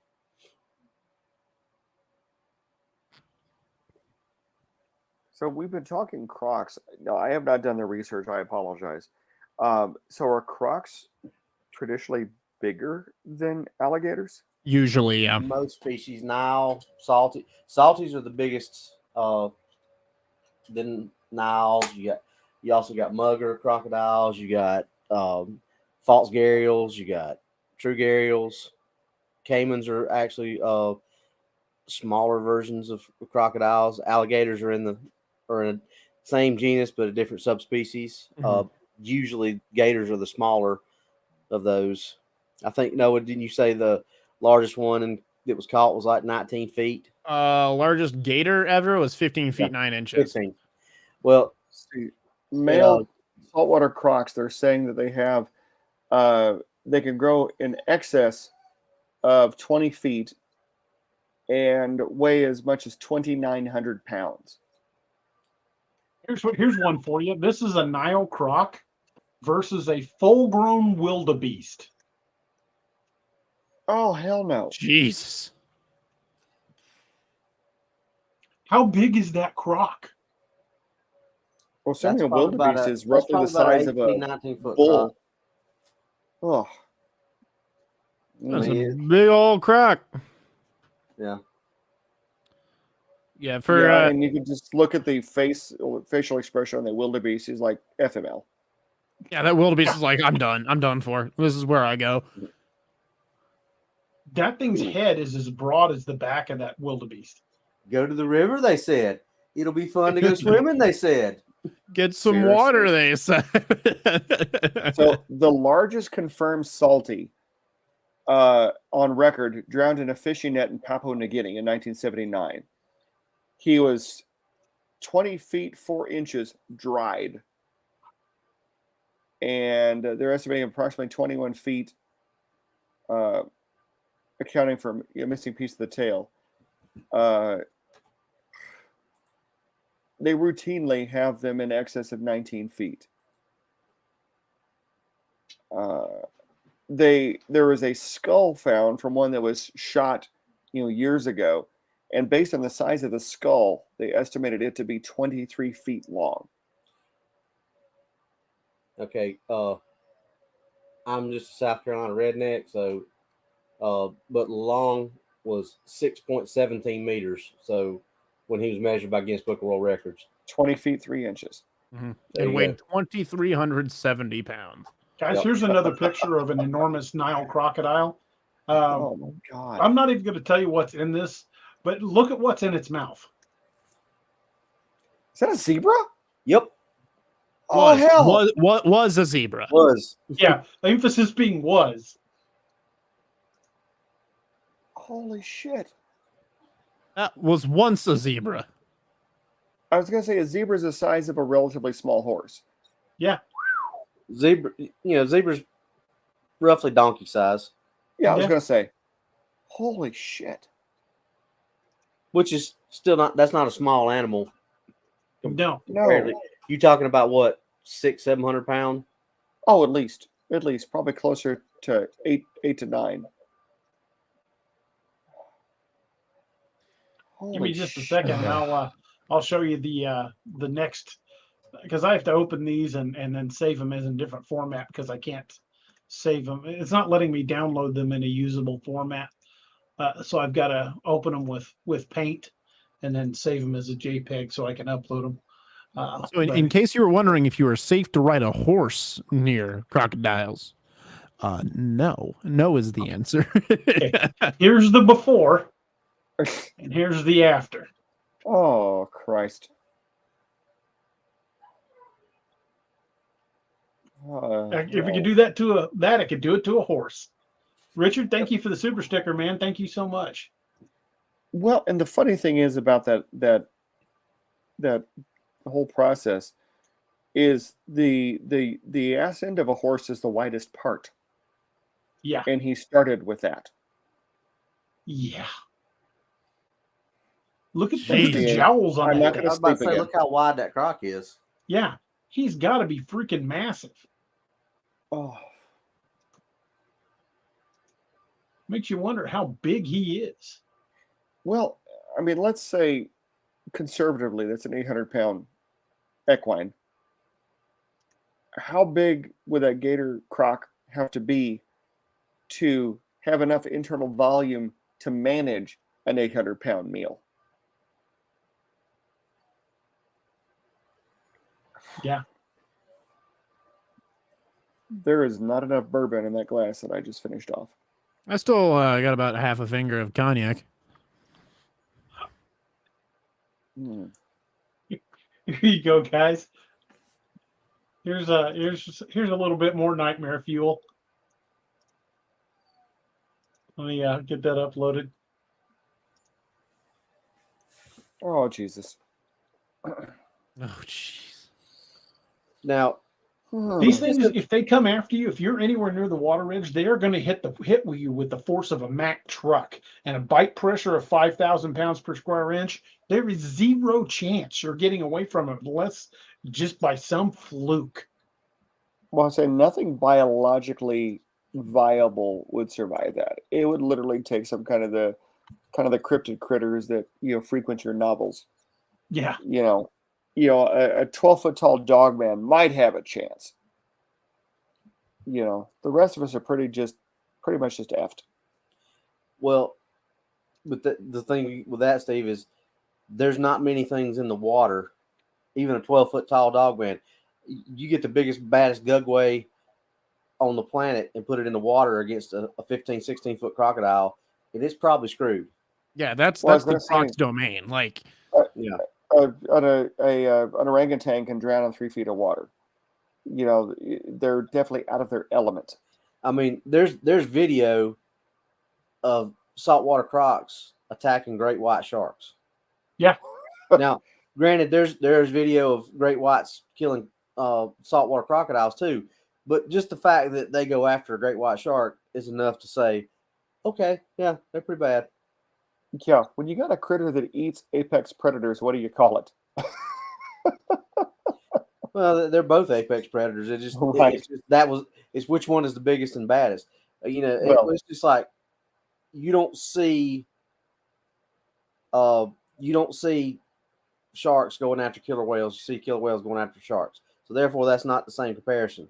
But when you got the two that either one of them can take the other one out, right? I got one for you. This was taken in Australia. Tombstone's our resident Australian. I want to know what the hell in Australia is big enough to do that. Oh shit! That'd probably be a great white. Would be about the only thing. That's unfortunate. I was gonna say either a great white or a much larger croc. Yeah, that washed up on a beach in Australia. Either that or he jettisoned his head when he hit final form.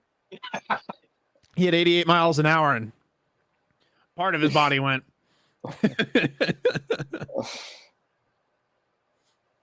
Oh, Lord. Yeah, that one's worrisome. What was big enough to do that? Because that's clearly not a small crocodile. I have the utmost respect for Australians. I think they're a wonderful people. The fact that the country started as a penal colony makes you wonder what kind of twisted sons of bitches decided that was the case. Between the gators and the sharks and the fact that everything that crawls upon the land wants to eat you and kill you, I'm thinking the death penalty didn't look that bad. If I knew what I knew about Australia today, and I was being tried for some reason when they were still using it as a penal colony, I'd be like, no, you can get that. You can polish off the old headsman's axe. I'm okay with that. Yeah. Botany Bay. Seriously. Yeah, I think I would prefer just a short drop and a quick stop. Yeah. 2-foot drop with a 1-inch rope or a 1-foot rope. A 2-foot drop with a 1-inch rope. Yeah. Just like, gentlemen, I don't think this rope is long enough. Yeah. My God. Well, just think about the guys who catch these crocs for research and everything. Now that you've seen some of these pictures, These guys go out there and jump on their backs and catch them. There's a Netflix series from an Australian guy called the Crocodile Wrangler. Yep. And His he's name's Matt. jumping on some crazy stuff. I can't think of what his last name. His first name's What an Matt. He's got his absolute own mad helicopter. lad. Huh? I said, what an absolute mad lad. Yeah, these crocs that he brings onto his property to rehabilitate, or once they're a nuisance, a lot of times they won't let them go again. But you ought to see some of it's just like little cattle fences that are just surrounding these little billabongs around here, and he walks in barefooted with these big chickens to feed them, and you have these 16, 17, 18-foot crocs and these little narrow strips of water, and he's standing out there barefooted in the water, smacking the chicken on the ground to get them to come out. That's insane. And next thing you know, this huge croc is just exploding out of the water, and he's just backing up and throwing the chicken at him. I'm like, well, we know how big Lalong was and how big they suspect Gustav was, but there is nothing that says how big this one was. This was taken in Sri Lanka. I'd say he's pretty close. They'd use a backhoe to get it into the trailer. Well, Okay. I mean, let's say that's a standard 12-foot trailer. I was about to say that guy, if he's average height, 6 foot, looks like the trailer's about 2 of him. So yeah, 12 foot. Looking at probably 18-foot croc. Yeah, because there's probably at least another 6 to 7 foot of tail hanging off that trailer. Mm-hmm. Yeah. And that was in Sri Lanka. And I'm not finding anything that says how big it was. He was huge. Yeah. That's a lot of reptile. That's a big ass croc. Yeah. I don't want anything to do with that man. Yeah, I'll take a big old pass on that. Yep. Thanks. Nope.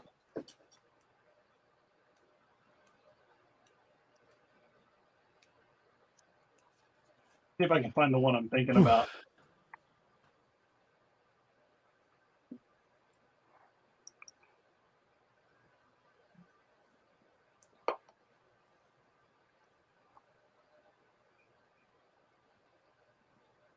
It's absolutely terrifying to think about that. David, shoot him! Yeah, shoot him! Shoot him, Elizabeth, shoot him! See, I still like that artist rendering where the T-Rex is like, ah, shit! Yeah, that kind of sums it up right there. I've got a report here of a 16-foot long killer croc that they were referring to as an immortal killer croc that they named after Osama bin Laden. But between 1991 and 2005, Mr. Osama here wiped out 1/10 of a local village's population.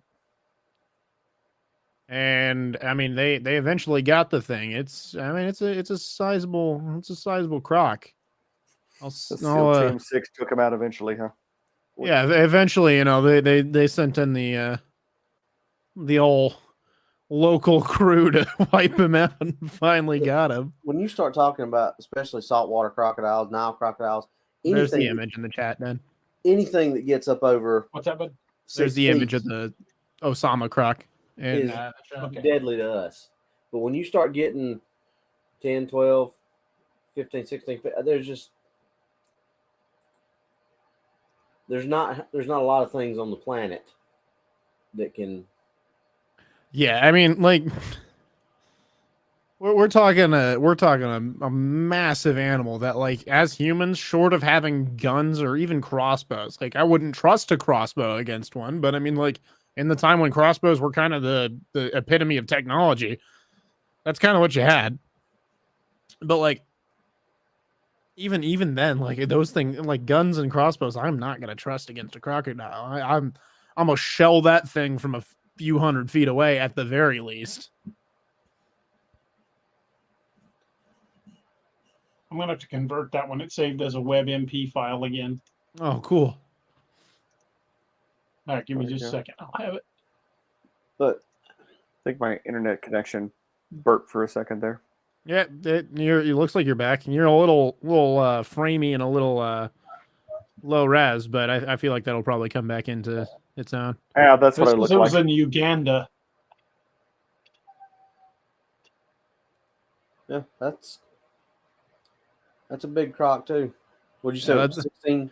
Yeah, that's Osama. It's a 16-foot long killer croc from Luganga, Uganda. So a village, a small village in Uganda, but it wiped out 1/10 of the population. Well, you know, it's like we were talking about earlier. I mean, you know, that's their everyday routine. They live by these rivers, you know, because that's their food. They fish out of it. They wash their clothes out of it. That's where they're drinking. So they're constantly putting themselves in the Crocs territory. So I mean, but it's just it's one of those things that it's just like the villagers that live out there on the Serengeti Plains. They have to deal with the lions. I mean, it's just something that they have to deal with on a daily basis, and they, you know, they just deal. This one was taken on a golf course in Florida. It's an alligator fighting a giant python. Yep. See, I am so glad I live in the Midwest, where the biggest thing I worry about is a meth head. It depends on how far north in Missouri you go, because we have had moose sightings. Hey, moose are dangerous too. Moose are dangerous. Yes, they are. They sure are. Saw a video taken from I believe it was Canada. Dude took it from a cell phone, was like hiding behind a tree as a moose passed by because he didn't want to get seen by it. Well, there was another story out of Canada where these teenagers, and obviously they didn't show that part of it. These teenagers have been tormenting this moose for like, 15, 20 minutes, throwing rocks and snowballs and things at it. And this guy had no clue what was going on, come out of a store and was walking down the sidewalk, and the moose had enough. And I guess it assumed that he was the one who did it, and it trampled him. I think it killed him. And they that had was up in Alaska. Yeah, where it was just prior to it mauling that guy. Kids had been throwing rocks at that moose and pissed it off. And this guy just comes bipping out of the bank and gets him nailed. Tombstone just sent me this one. He said, this is from the Rockhampton River in Queensland, where he lives. That's a big croc. That trailer's bigger than 12 feet, I believe. So that's a standard, that looks like a car auto hauler trailer, isn't it? Yeah. Yeah. That's a car trailer. So if that's a car trailer, that's probably about a 15 or 20 15, foot 16 trailer. foot trailer. Yeah.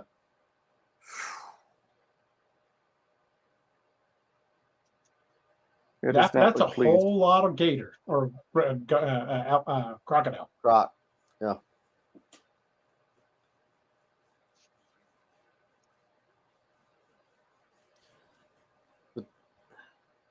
Man, I don't want any involvement with any of these big ass things. I really do. I think maybe somewhere deep in their genetic code is locked the potential, just waiting to come out for them to get back to these 30 and 35 foot and 40 feet numbers. Well, especially they're competing against giant freaking pythons in the Everglades. And they're we've all seen the video footage on the news and stills where pythons have been eating alligators. There was the one image that circulated around for the longest time of that alligator that had burst out of the insides of the snake and killed them both. If these alligators are in danger from these invasive python species throughout the Everglades, what if that is the catalyst that makes them get bigger? And we already know, well, in the case of Gustav, and they killed over 300 people around the world. How many people die each year from crocodile attacks? Well, yeah. When Gustav you think of the evolutionary pressure plus all the teratogens and the other gene altering chemicals that we're putting out in the environment. DA, what do you need to save these pictures as to share them? JPEG. Let's see if I can. The picture you were just talking about, I found it. According to an article about travel in Burundi, this was back in 2019. they reported that Gustav had been killed, but they did not say how or by whom. So it's still kind of up in the air on whether or not he's dead. Yeah, that was put up by the tourist board too. So they probably didn't want to discourage tourism. Which, I mean, my first thought when someone's like, hey, why don't we go on an adventure? Why don't we go on a trip somewhere and figure out some place we've never been before? My first thought is always Burundi. The first thought on my mind is, let's go to a small village in Africa that until we know who Gustav was, we didn't know existed. That's exactly my thought. Yeah, well, they say he's gone. Let's go swimming there. Of all the places exactly. in the world we could go swimming, let's go swimming there. Foxtail says, I used to swim in the Rockhampton River when I was a teen, 13 to 17, 25 years ago. We would jump off the bank and swim for an hour or two. But we swim when the lads would use their ski boats and never at night. Well, yeah, I would have made. Talking about DA. Shoot. Yep, that's the one. Jeez. Yeah, a large python had swallowed a full-grown, had swallowed a alligator whole, and the constrictor probably didn't bank on the fact that gator can hold its breath for a long time. So after it ate it, the gator just woke up. And it ended up both the gator and the snake died, but still, if they're under that kind of competition in the Everglades, what's saying it couldn't cause that genetic shift, that resurgence of that ginormous gene, the gigantism gene, and we start seeing sarco-sized, American alligators, or sarco-sized hybrids of American alligator and American salties, or American hybridized American alligator and Nile crocodiles that have been released, because we know what's happened. Yep. And Niles are extremely aggressive. Yeah, I don't think I want to mess with any of that. Yeah, no. If the Crocs and whatnot decide they want to start getting to that size again, I'm probably getting something far larger than a hand cannon. Yeah, here's the one you just showed about the golf course. Here's the that's part 2 of it. Snake's wrapped around the gator. The gator's got the snake in its mouth. Yep. Yeah, the irresistible force means the immovable object there. Yeah. Sometimes the snake wins, and sometimes the gator wins. But if the gators are competing against an invasive species, but no matter who wins, yeah, it's not good news for us. There. Well, definitely some evolutionary pressure there, that's for sure. Well, if the snakes force the gators to get big in order to defend themselves, once the gators are done with the snakes, once the gators are done with the snakes, it's going to take a lot of meat to feed something that big. Yeah. And hear me out, once they've taken care of all the snakes, we just take care of all the big ass gators, and then everybody gets gator meat. Hey, I like the way you think, but I'm not signing up for that detail. Listen. Yeah, I don't want them. Listen, I reckon probably a 338 could do the trick, Just side to the head, You got a whole body of meat.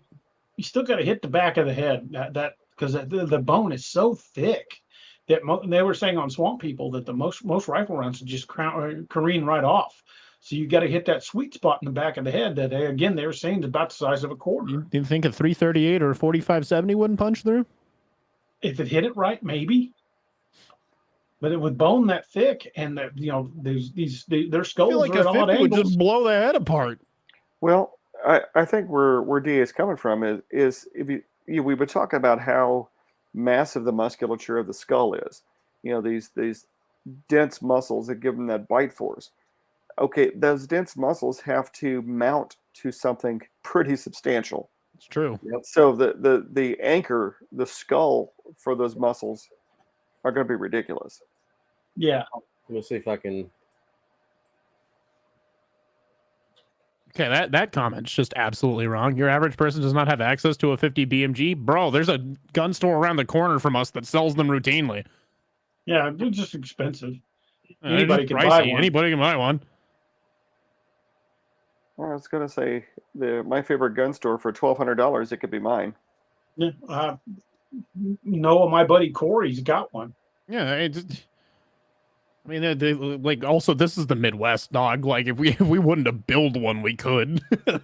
Yeah, Lynn J mentioned Did you guys discuss the Mexico croc that killed the guy in August? I didn't mention that one, but that's a good one to bring up. In Mexico City, it was a full-grown adult killed by a large crocodile. I don't know if he was swimming or what. Let me see if I can find the images.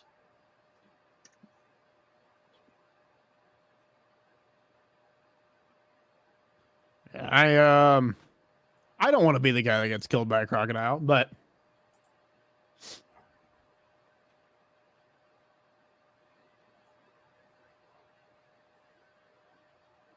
That's some scary crap. Okay, I'll read the article real quick. A Tamaulipas man was killed by a crocodile last week, and a video of the enormous reptile parading his body around the lake has gone viral. The man entered Laguna del Carpintero, Carpenter's Lake, in South Tampico around 8:30 a.m. Thursday, according to witnesses, unaware that a 3-meter-long crocodile was swimming nearby. The unidentified man's body was recovered near Valentin, and the crocodile was captured. Emergency services personnel had to break through a drain to recover the body. The lake is located in a park complex that is undergoing renovation. In the video, 3 people can be seen calmly filming with their cell phones from the side of the lake. The crocodile is seen dragging the motionless man around the lake, biting his shoulder and neck. The man is face down, semi-nude and unconscious, and the crocodile is swimming close to the edge of the lake as if to present his catch to people filming. Crocodile attacks are a real danger in Tamaulipas. At Laguna del Carpintero alone, 3 people have been killed in the last 3 years. And in June 2021, a video went viral of a woman washing her clothes in the lake, only for a crocodile to grab her by the leg and drag her toward the water. In La Agua Lake in Altamira, an 8-year-old girl was attacked by a crocodile earlier this month before her father, who was fishing nearby, managed to fight it off. The girl survived with forearm, shoulder, and back injuries and was treated in the hospital in Tampico. Attacks have also been recorded in Ciudad Madero. However, despite crocodile attacks and sightings being recorded in almost all lakes in southern Tamaulipas this year, an inspector with the Federal Environmental Protection Agency in Profepa, Matias Fernandez Torres, said there's no plan to relocate the crocodiles. So 3 meters. You're talking a 10 or 11 foot long croc. At least, yeah. It did that. Think about one twice that size. Right.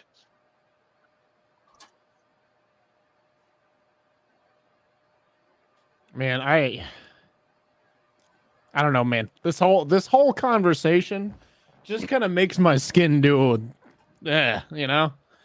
I don't want to have to deal with a creature that big. There's a reason we all started this show drinking. Yeah, no kidding. Like, listen, man. I've not had much opportunity to put this down. I'm tempted to get more. Which is funny because this cognac smells almost chocolatey. It's very, very good. Here's a picture of a gator, or I think it's a gator skull. But you can kind of see how thick everything is. Yeah. And right there, just behind the eye, that's that quarter-size kill spot that you got to hit. So Corey Cole says, imagine the hippo that could take out that croc. Imagine the croc that could take out that hippo. Aussie Sue says, good day, DA and everyone. Hey, how you doing? Thanks for joining us.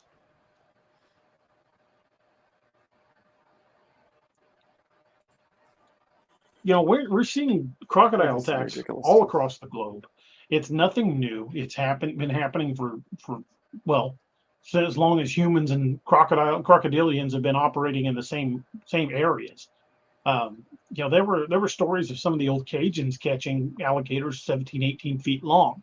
Now, granted, that was back before, you know, before they nearly hunted them to extinction. But the modern hunting of gators is fairly, very, very closely regulated. In fact, I don't even think it's allowed in Florida. I know they're a protected species down there.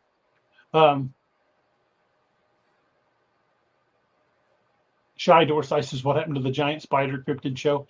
Well, that one hasn't happened yet, so we'll have to do that one. That one's not happening with me.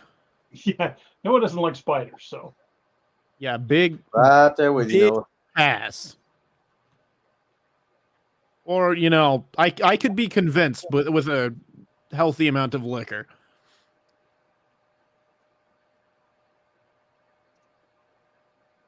Okay, Noah, you wanna come on the show? We're gonna discuss giant spiders and be like, you got a fifth of rye you can spare?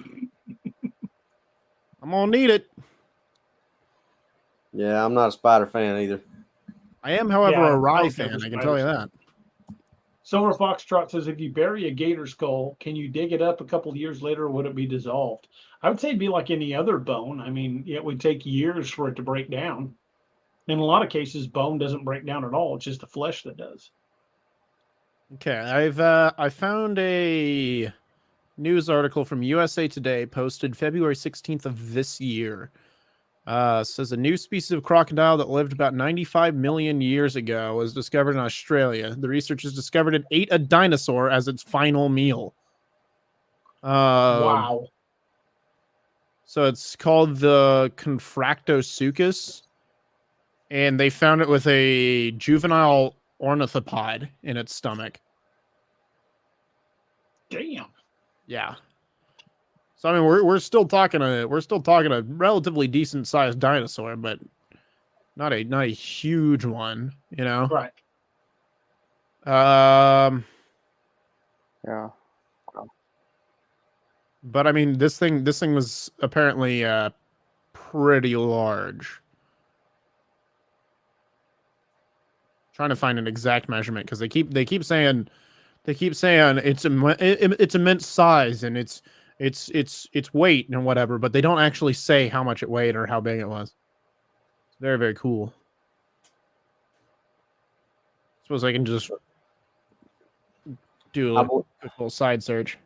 I believe it was Brady Barr that did that discovery show or whatever it was on, the documentary about the Sarcosuchus before they discovered the Deinosuchus, and at that point, that was what they thought was the biggest one, and the skeleton that they were uncovering then, it's been such a long time ago, but I think that was like a 30-ish foot specimen.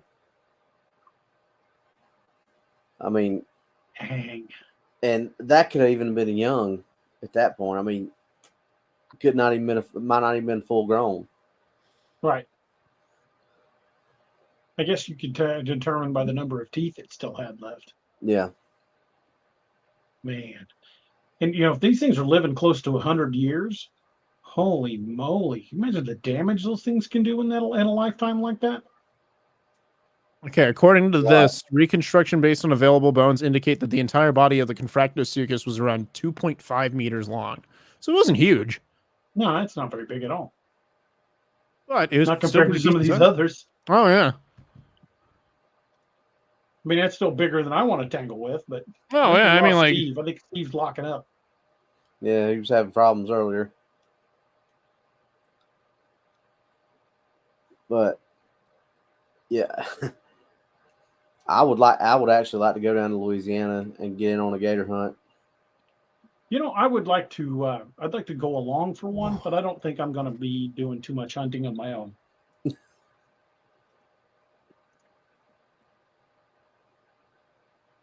Steve says his internet's crapped out.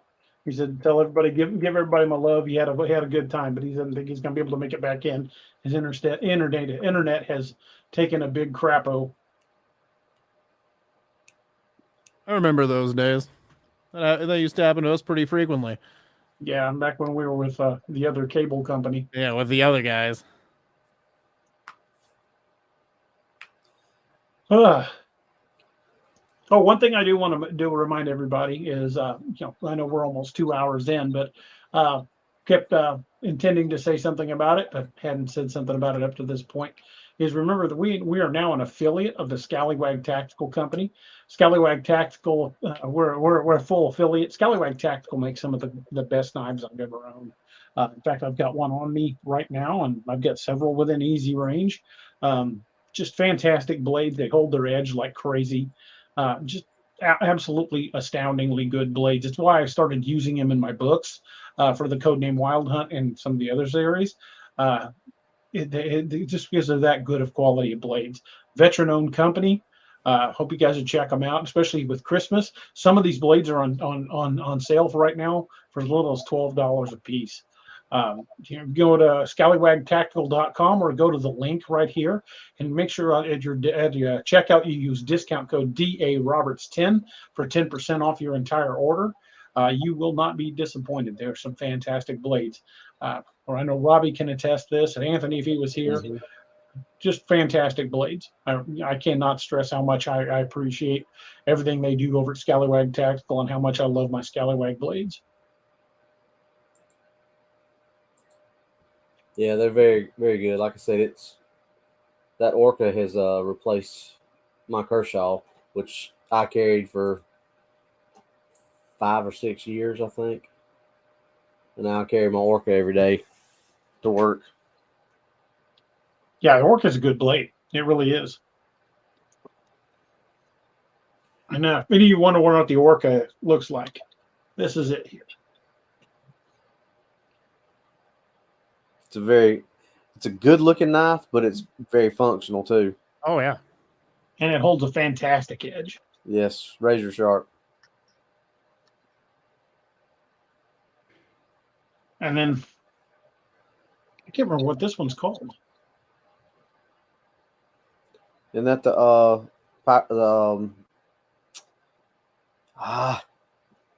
sailors? No. That's where did I put it? That's this one. The sailor's delight or something like that.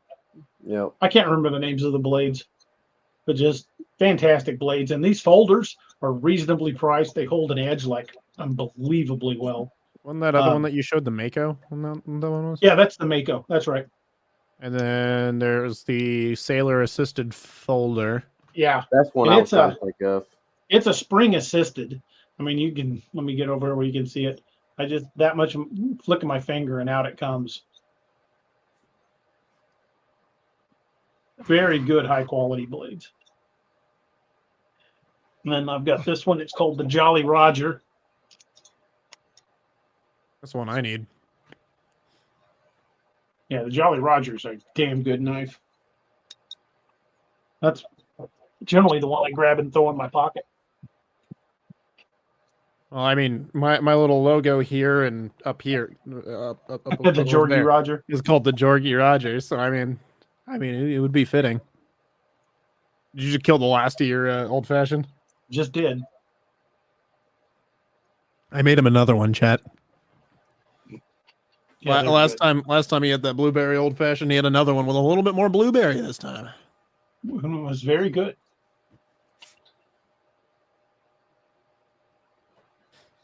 Oh, yeah, we are right at the 2 hour mark.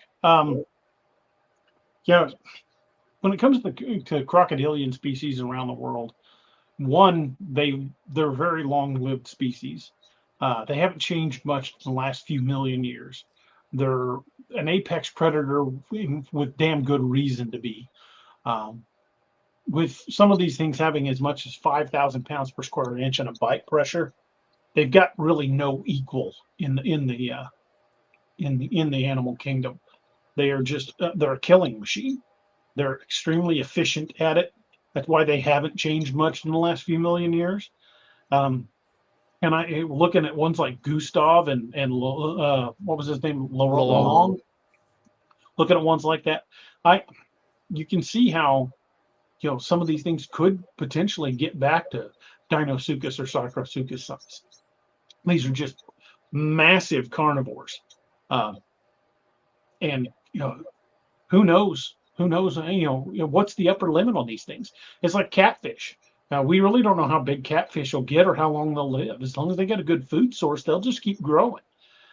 So as long as these things had a good food source and they're not really in any threat or competition for a hunting ground, God knows how big they could get. And granted, it would take a while. Think about these few examples we've showed of these, Brutus, Dominator, Lalong, Gustav. Those are just the ones that we've seen. These are not animals that you go out, and if they don't want to be seen, they're not going to be seen. Especially these big ones. They don't get how that long big. They can hold their breath. They don't get that big by being stupid. A lot of people like to think, "Oh, that's they're a dumb animal. They got brains." Crocodiles have been proven to be animals that will sit and study their prey and figure out. I mean, they watch humans and figure out when they come to the river, and they move in and ambush. I mean, they're ambush hunters. You're not an ambush hunter and that successful without having some type of intelligence. Mm-hmm. So we've just scratched the surface of the ones that we've seen. Right. I guarantee you there's ones out there bigger than the ones we're discussing. We just haven't seen them. There are places in the remote jungles that we just don't go. I mean, the black caimans in the Amazon basin, well, we don't really know how big they get. They're rarely seen, and we know they'll take people. Yeah. Villagers along the Amazon have said for years those things will take people and drag them into the water. Yeah, and there have been reports of them upwards of 16 feet too. And those are super aggressive. Oh God, yes. And look how big some of these Nile crocodiles have been. I mean, heck, that one that I had the picture up. Let me find it again. That one that was there. It is. Full-grown wildebeest. Holy crap! Look at the size of that damn thing. Well, just by the way that camera angles, it looks like that croc's head is almost as big as that wildebeest's body. Right. Yeah. And most wildebeests, are the size of small milk cows. I mean, they're the size of a cow. So that's a big croc.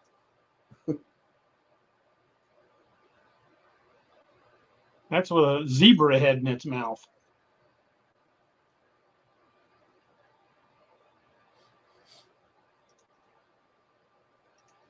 I mean, the thought of how big some of these things could get is just terrifying, and knowing how difficult they are to kill makes it even more terrifying. Well, I told you the story about Lance going gator hunting down here in South Carolina, right? Yeah, but go ahead and tell us so everybody hears it.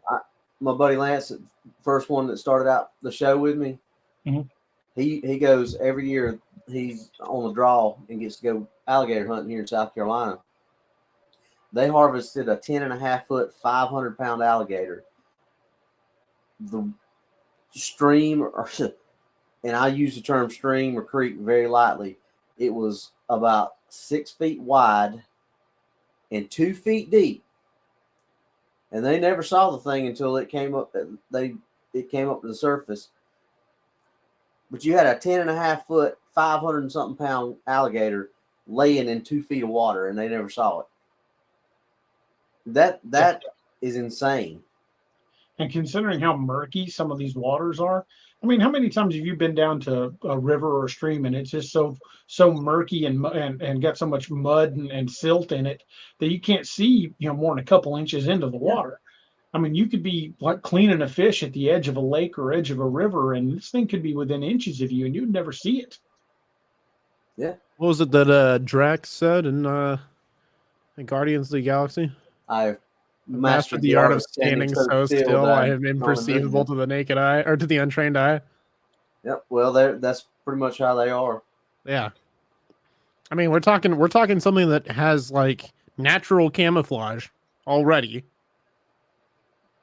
and it can sit so incredibly still, you know, like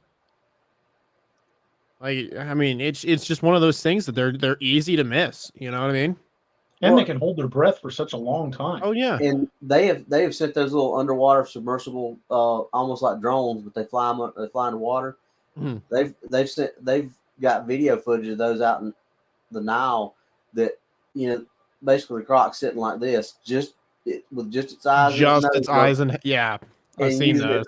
Using its tail and its back feet, as the rest of it's just kind of hanging in the water. It'll use its tail and its back feet to just barely push itself towards the animal, and it looks slowly floating. Yeah, it looks like a pile of trash, logs, driftwood, sticks, whatever, just kind of floating up.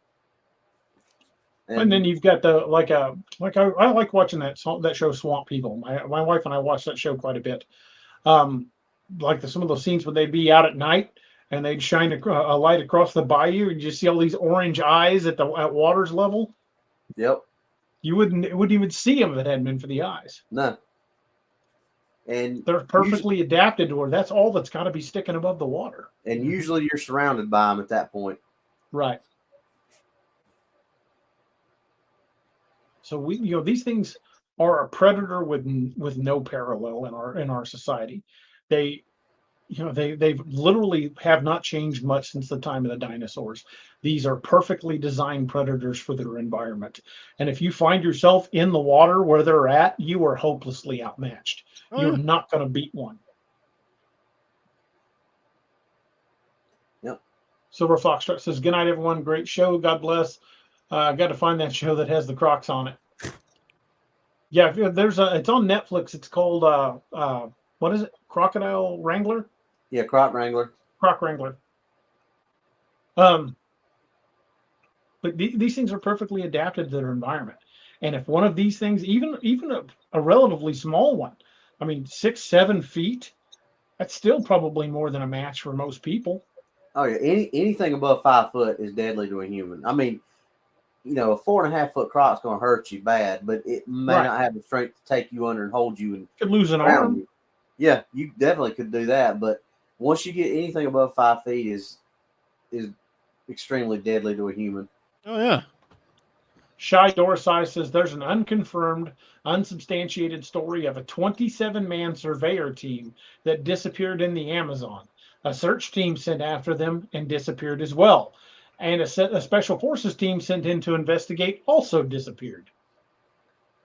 That's kind of terrifying. Sounds like the subject of a book right there. John Doe's right. Losing an arm could easily be fatal. 1, your body will react badly to the trauma, and 2, those are big arteries in your arms. The brachial plexus alone could make you bleed to death. Yeah. I don't really want to lose an arm.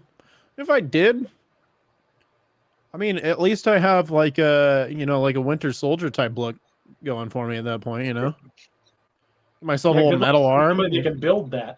Yeah, I gotta find some Tony Stark ass dude. Yeah. Hey, you just gotta find Wakanda.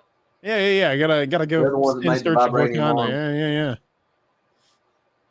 I could deal without the being programmed as an assassin by the KGB and Hydra, but yeah, if that's what it takes.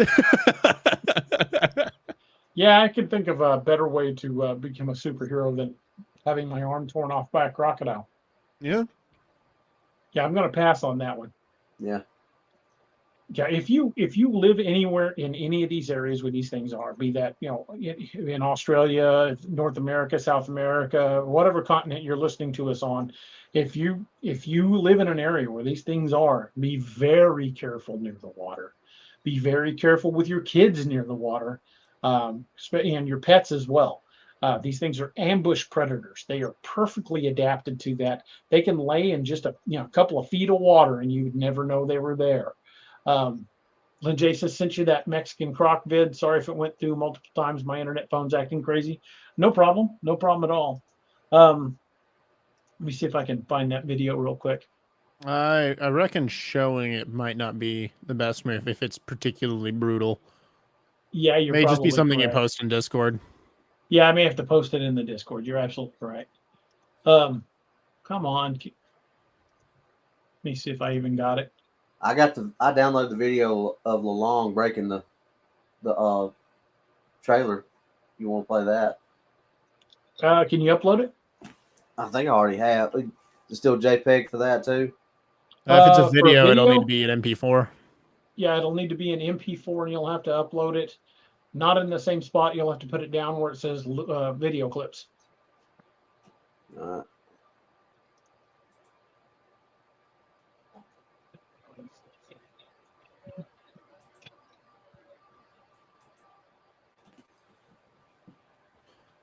Yeah. My rule of thumb is just be careful near water, everybody. It doesn't matter if you live near crocs, doesn't matter if you live near gators. Just be careful near water, because there's a lot of things in the water that are dangerous. And also, water is just dangerous. You know, a human can drown in a very small amount of water. So everybody just be careful near water. Simple as. We might not want to show the video of the Mexico croc attack. It's not really graphic, but does have some partial nudity in it, so probably better not show it.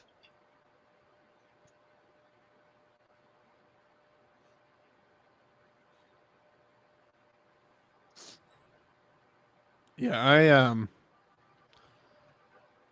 I don't necessarily want to see a croc absolutely freaking live leak the shit out of some guy tonight.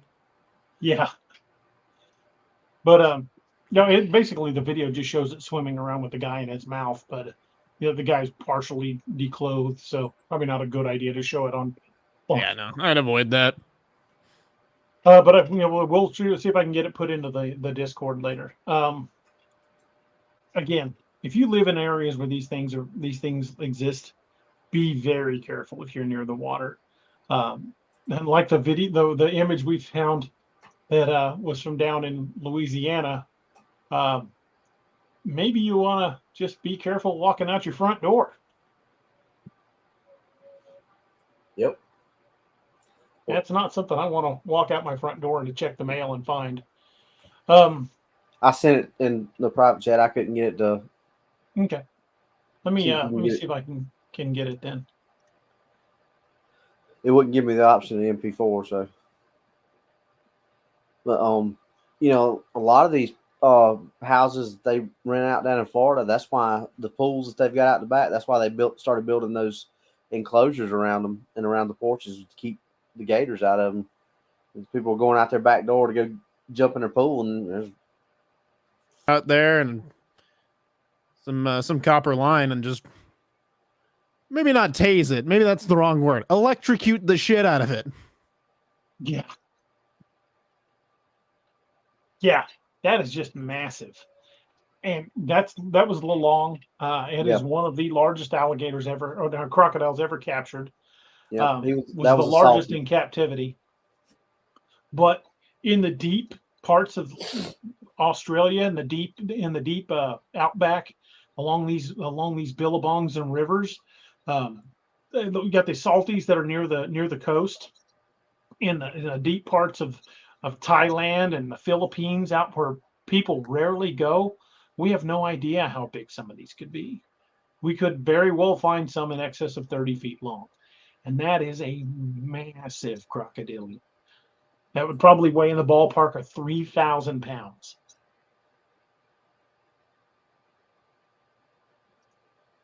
Oh man. I'm not gonna hook the wires to him. I'm not gonna be the guy. No. No. We'll send somebody who's less afraid of alligators and crocodiles than I am. All right. I am right there with you. Listen, man. There's a reason I've stayed alive as long as I have thus far, and that has been being the sensible one who doesn't try to attach jumper cables to a crocodile. But Noah, there are many things I would refer to you as, not necessarily the sensible. Well, hold on. All right. No call for that. What I raised you. I know damn good and well. What did I say in the 13th Warrior DA? The Eaters of the Dead? Yeah.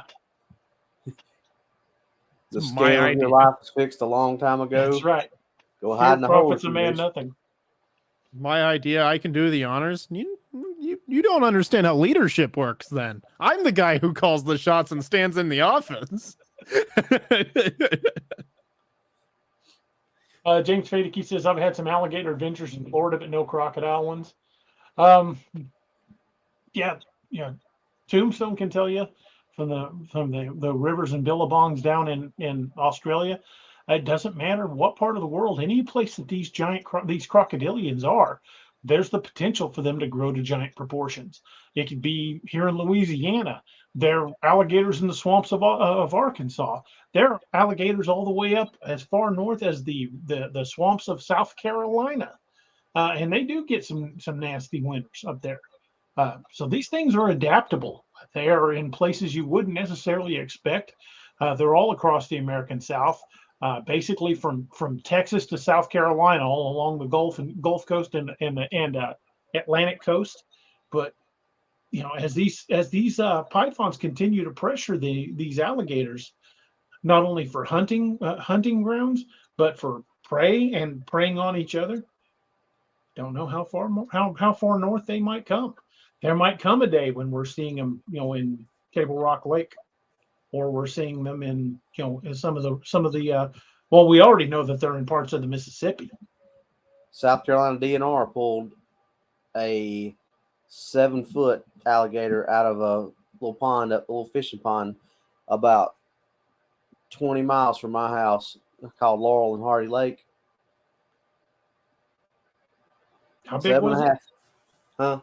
How big was it? About 7.5 feet. Well, still, that's a man-eater size.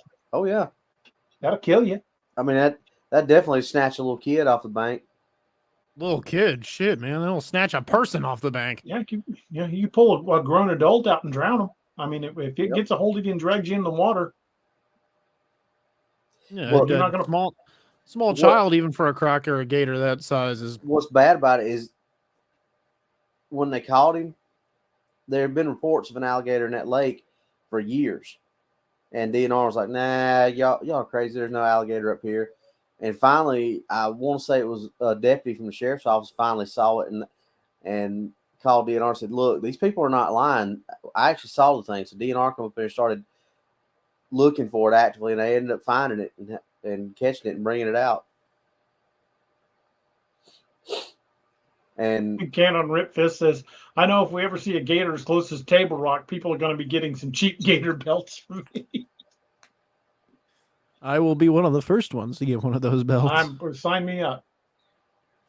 Toshi the Wolf says, give them time, and who knows, gators might evolve to withstand the cold more and start moving up north. Arctic gators. Well, that's kind of what we're talking about, Toshi.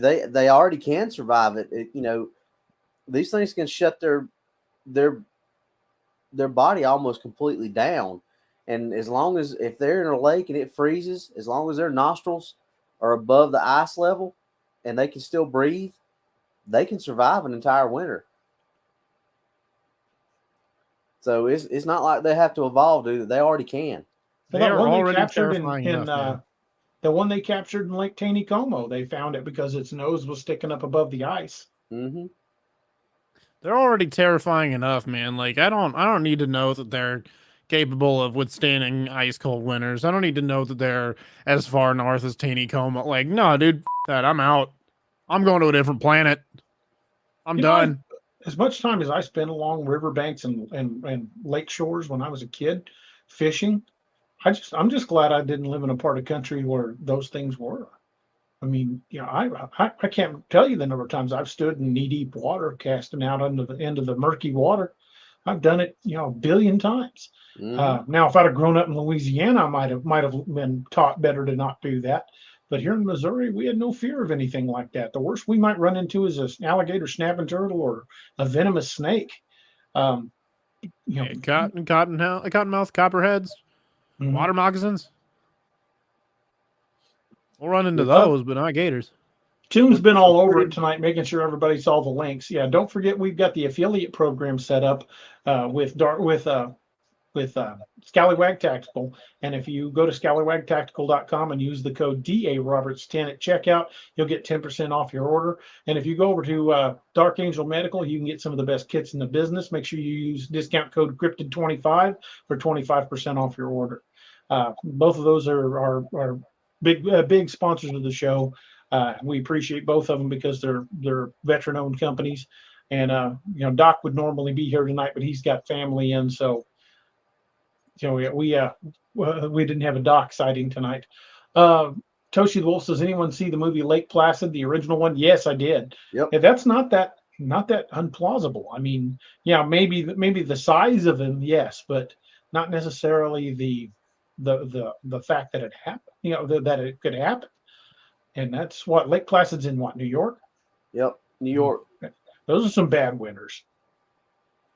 Well, that's what I was talking about earlier when I said one of the movies actually got something scientifically right when Oliver Platt's character was, because they were on the boat and they said, I just don't understand how they're going to survive the winter. And he said, as long as their nostrils don't freeze, they'll survive. And that's proven. Mm-hmm. That is a proven scientific fact that they can survive in a frozen lake for the entire winter. They are highly adaptable. So, again, if you live in an area where these creatures are, be careful. And if you happen to see one that you think is in excess of, 10, 20 feet long, get a picture of it, send it in. We'd love to show it on the show. Be careful if you're going to be anywhere near bodies of water where these creatures have been known to be, because they are taking people all over the world. They are taking people. We are definitely on the menu, and we are no match for them once we're in the water. Yeah, because that's the thing about these animals. There's not like you'll have certain animals that have a specific diet, like a certain set of great whites will pretty much only eat seals, and then this set over here will eat salmon or whatever. Crocodiles, alligators, caimans, things like that, they're opportunistic. They're going to eat whatever they can catch because, they don't know when their next meal is going to be. That's why they can survive the way they can, because that's just the way reptiles are made. So They're going to, if a human's standing on the bank, that's no different than a wildebeest or a zebra or, they're going to, if they see something and they think they can catch it, they're going to try.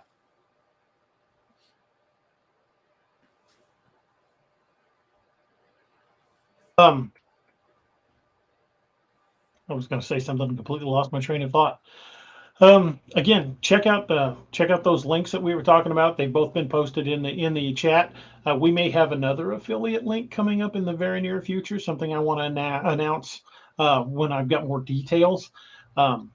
Again, check out these links. And again, if you live anywhere near where these creatures may be, you could very well find yourself on the menu, and it wouldn't take that much for them to do it. They're smart. They study their prey. They're adaptable, and they have been known to actively hunt people. I'm not just talking, they see one, they want to eat it, but to actively follow and watch them. Like I said, they're highly intelligent for what they are. Right. And that look at, like we've been talking about him all night, Gustav. I mean, he was a specialized, or is, we don't even know if he's still alive, but right, yeah, specialized in hunting humans, basically. Got a taste for it and just didn't stop. Because you said the number earlier, Noah. You said it's estimated 300 people. Yep. Let's just say it's half that at 150. That is still a lot of people. Well, along the Nile, they have no idea how many people have been taken by the Nile crocs. They just don't. They don't have an accurate census for that area, and those little remote villages just don't report it. They got no way to. Yeah, so I mean, like, for those little villages, I mean, like, we do have to take some of that number off, because like those smaller villages and whatnot, every disappearance is going to be attributed to it. Someone could have just decided, this area is dangerous and I know some people over in the next village over. Well, let's just pack up and move over there. But that's the thing, you don't. Yeah, but there's a difference if they, if they go to check their hut and it's empty, and then they go to and say, hey, I'm going to go down to the river and get some water. I'll be back in 5 minutes. Well, that's what I'm saying though, is like some of these disappearances we have to attribute to just other disappearances. You can't say with 100% certainty that any of these disappearances are 100% at Gustav's fault unless people literally witnessed him killing 300 people. Well, that's why I said even if you cut it in half, 150 people is still a lot of people. That's still a lot of people. A croc to take. Right. And even a 10-footer is lethal. Mm-hmm. But a 20-footer, 25-footer, I mean, that would take a person in a single bite. Yeah. Yeah, I don't want to be anywhere near any of these things, but I know they could absolutely mess me up with just one freaking snap. And the thing, like these Niles that gather at these areas that the wildebeest cross at every single year, that may be one of the few meals that those crocs get, in months. But like say Gustav, he's always there because people, let's face it, most people, especially, they've got to go, they've got to take that risk. There's always going to be a target of opportunity. Yeah. He cruises up and down that riverbank. I mean, he's always going to find somebody. So, target-rich environment, as Goose would say. Yeah, target-rich environment. Again, folks, if you're going to go out, it doesn't matter if you're going to go camping, hunting, fishing, hiking, backpacking, cryptid hunting, looking for giant crocodiles or crocodilians. Be careful. Be safe.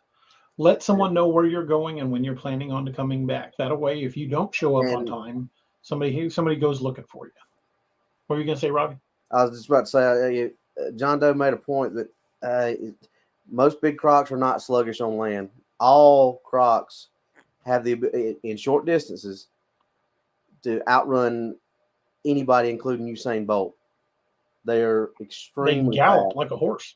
Extremely fast. It doesn't matter how big they are; they can still, in short bursts, even on land, mess your day up. So yeah, I'm not gonna put my running speed up against a croc just because he's. I'm not quick on a good day. Just because he's 20 feet and he's sitting on land, he looks lethargic. I'm not gonna say, oh well, he's sluggish. I'm not gonna go poke him with a stick to see if he's alive. No.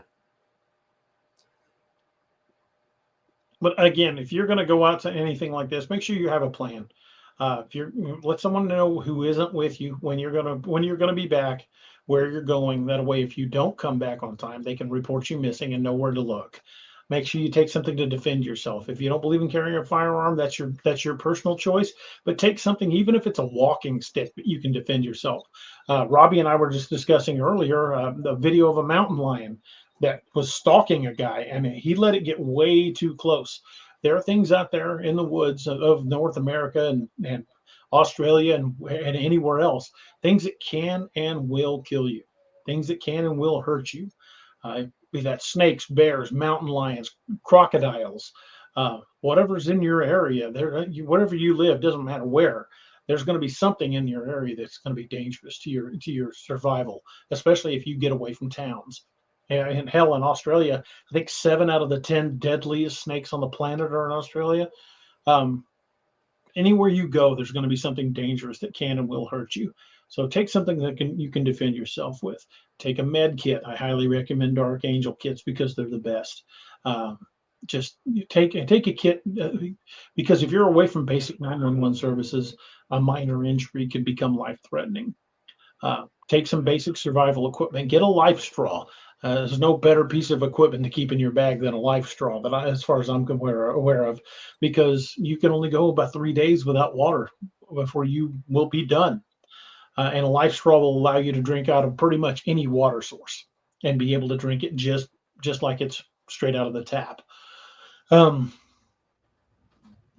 Just be safe out there. Take some precautions if you're going to be in an area. Take something to defend yourself. Take a med kit. Make sure somebody knows where you're at. And above all else, come back safe.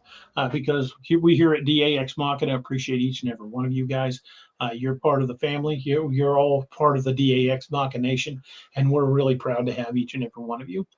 If you guys haven't had a chance to check out my books, I hope you'll check them out over at daroberts.net. I've got 27 books currently in print with more on the way. And some of them are cryptid related, some of them are zombie related, some are sci-fi. But I hope you guys will check them all out. Hope you guys will join us again this coming Wednesday night. I haven't announced the topic yet because I'm kind of finalizing a couple things with the guys. But I hope to see you guys on Wednesday night with us. We really appreciate you guys spending your Saturday evening with us. And I hope you guys have had a great weekend. And I hope that each and every one of you will have a great week and be safe. Hope you guys will keep a few people in your prayers. Krista from Blondes and Booze, who's in the chat tonight, has had something. It's not really my place to say what it is, but she's had an incident with her family that you guys would keep her family in your thoughts and prayers. Miss Lene has not been feeling well. Keep her in your thoughts and prayers as well. And just keep each other and keep each other in your mind. Because we are a family here, and we don't want to lose anybody. So, hope you guys are all safe. Hope you guys will bear that all in mind. And again, hope we'll see you guys on Wednesday night. Thank you guys for spending your Saturday evening with us. I hope we've at least provided a little entertainment and maybe a little knowledge on some of these crocodilian species. But just because the local herpetologist or the local zoo says, oh, they don't get in excess of 12 feet. Don't buy it, because they've been sighted. Crocodilians have been sighted around the world in excess of 20 feet. And if some of these primitive dinosaur species are still in their genetic code, we could feasibly see some of them in excess of 30 feet. It's just, I don't know. I think it's just a matter of time. We're seeing the resurgence of a lot of wild animals that are becoming more prevalent and more powerful in their environments. And when we've got alligators competing with pythons and other invasive species of snakes, it could trigger a genetic adaptation. We could start seeing super gators or super crocs. Again, just question everything, folks. Because I think we already have started seeing the. I think we have too. I would agree. Again, question everything, because we have been teaspoon-fed information by our own government for far too long, and because there's so many things out there that they don't want to admit, be they cryptid or UFO or paranormal or any number of other things. Our government does not tell us the truth. And a lot of these places, and a lot of these bits of information can and will save your life by just being aware that it could potentially be out there. Not every Bigfoot out there is the big Harry and the Henderson cuddly creature that you've seen on television. Some of them will tear your arms off and eat you. Again, crocodilians are a dangerous species, even at 10 feet long or less. But you throw one in at 30, 35 feet long, and you've got something that can't be stopped by most known means. And we certainly wouldn't be able to do it with small arms. Yeah, John Doe's got a point there. He says no one wants to believe that monsters do exist. Monsters do exist. Monsters are out there. Sometimes they're human. So, guys, be safe. Be careful. Come back safe to us, and we will see you guys on Wednesday night. We appreciate each and every one of you guys joining us. Hope you guys have a wonderful evening, and we will see you on Wednesday night. Y'all be safe. Good night, everybody. Hi, y'all. Thank you for joining us. Catch us again Wednesdays and Saturdays on DAX Machina. A special thanks to all our channel members and Patreon supporters. Please make sure to like, share, and subscribe.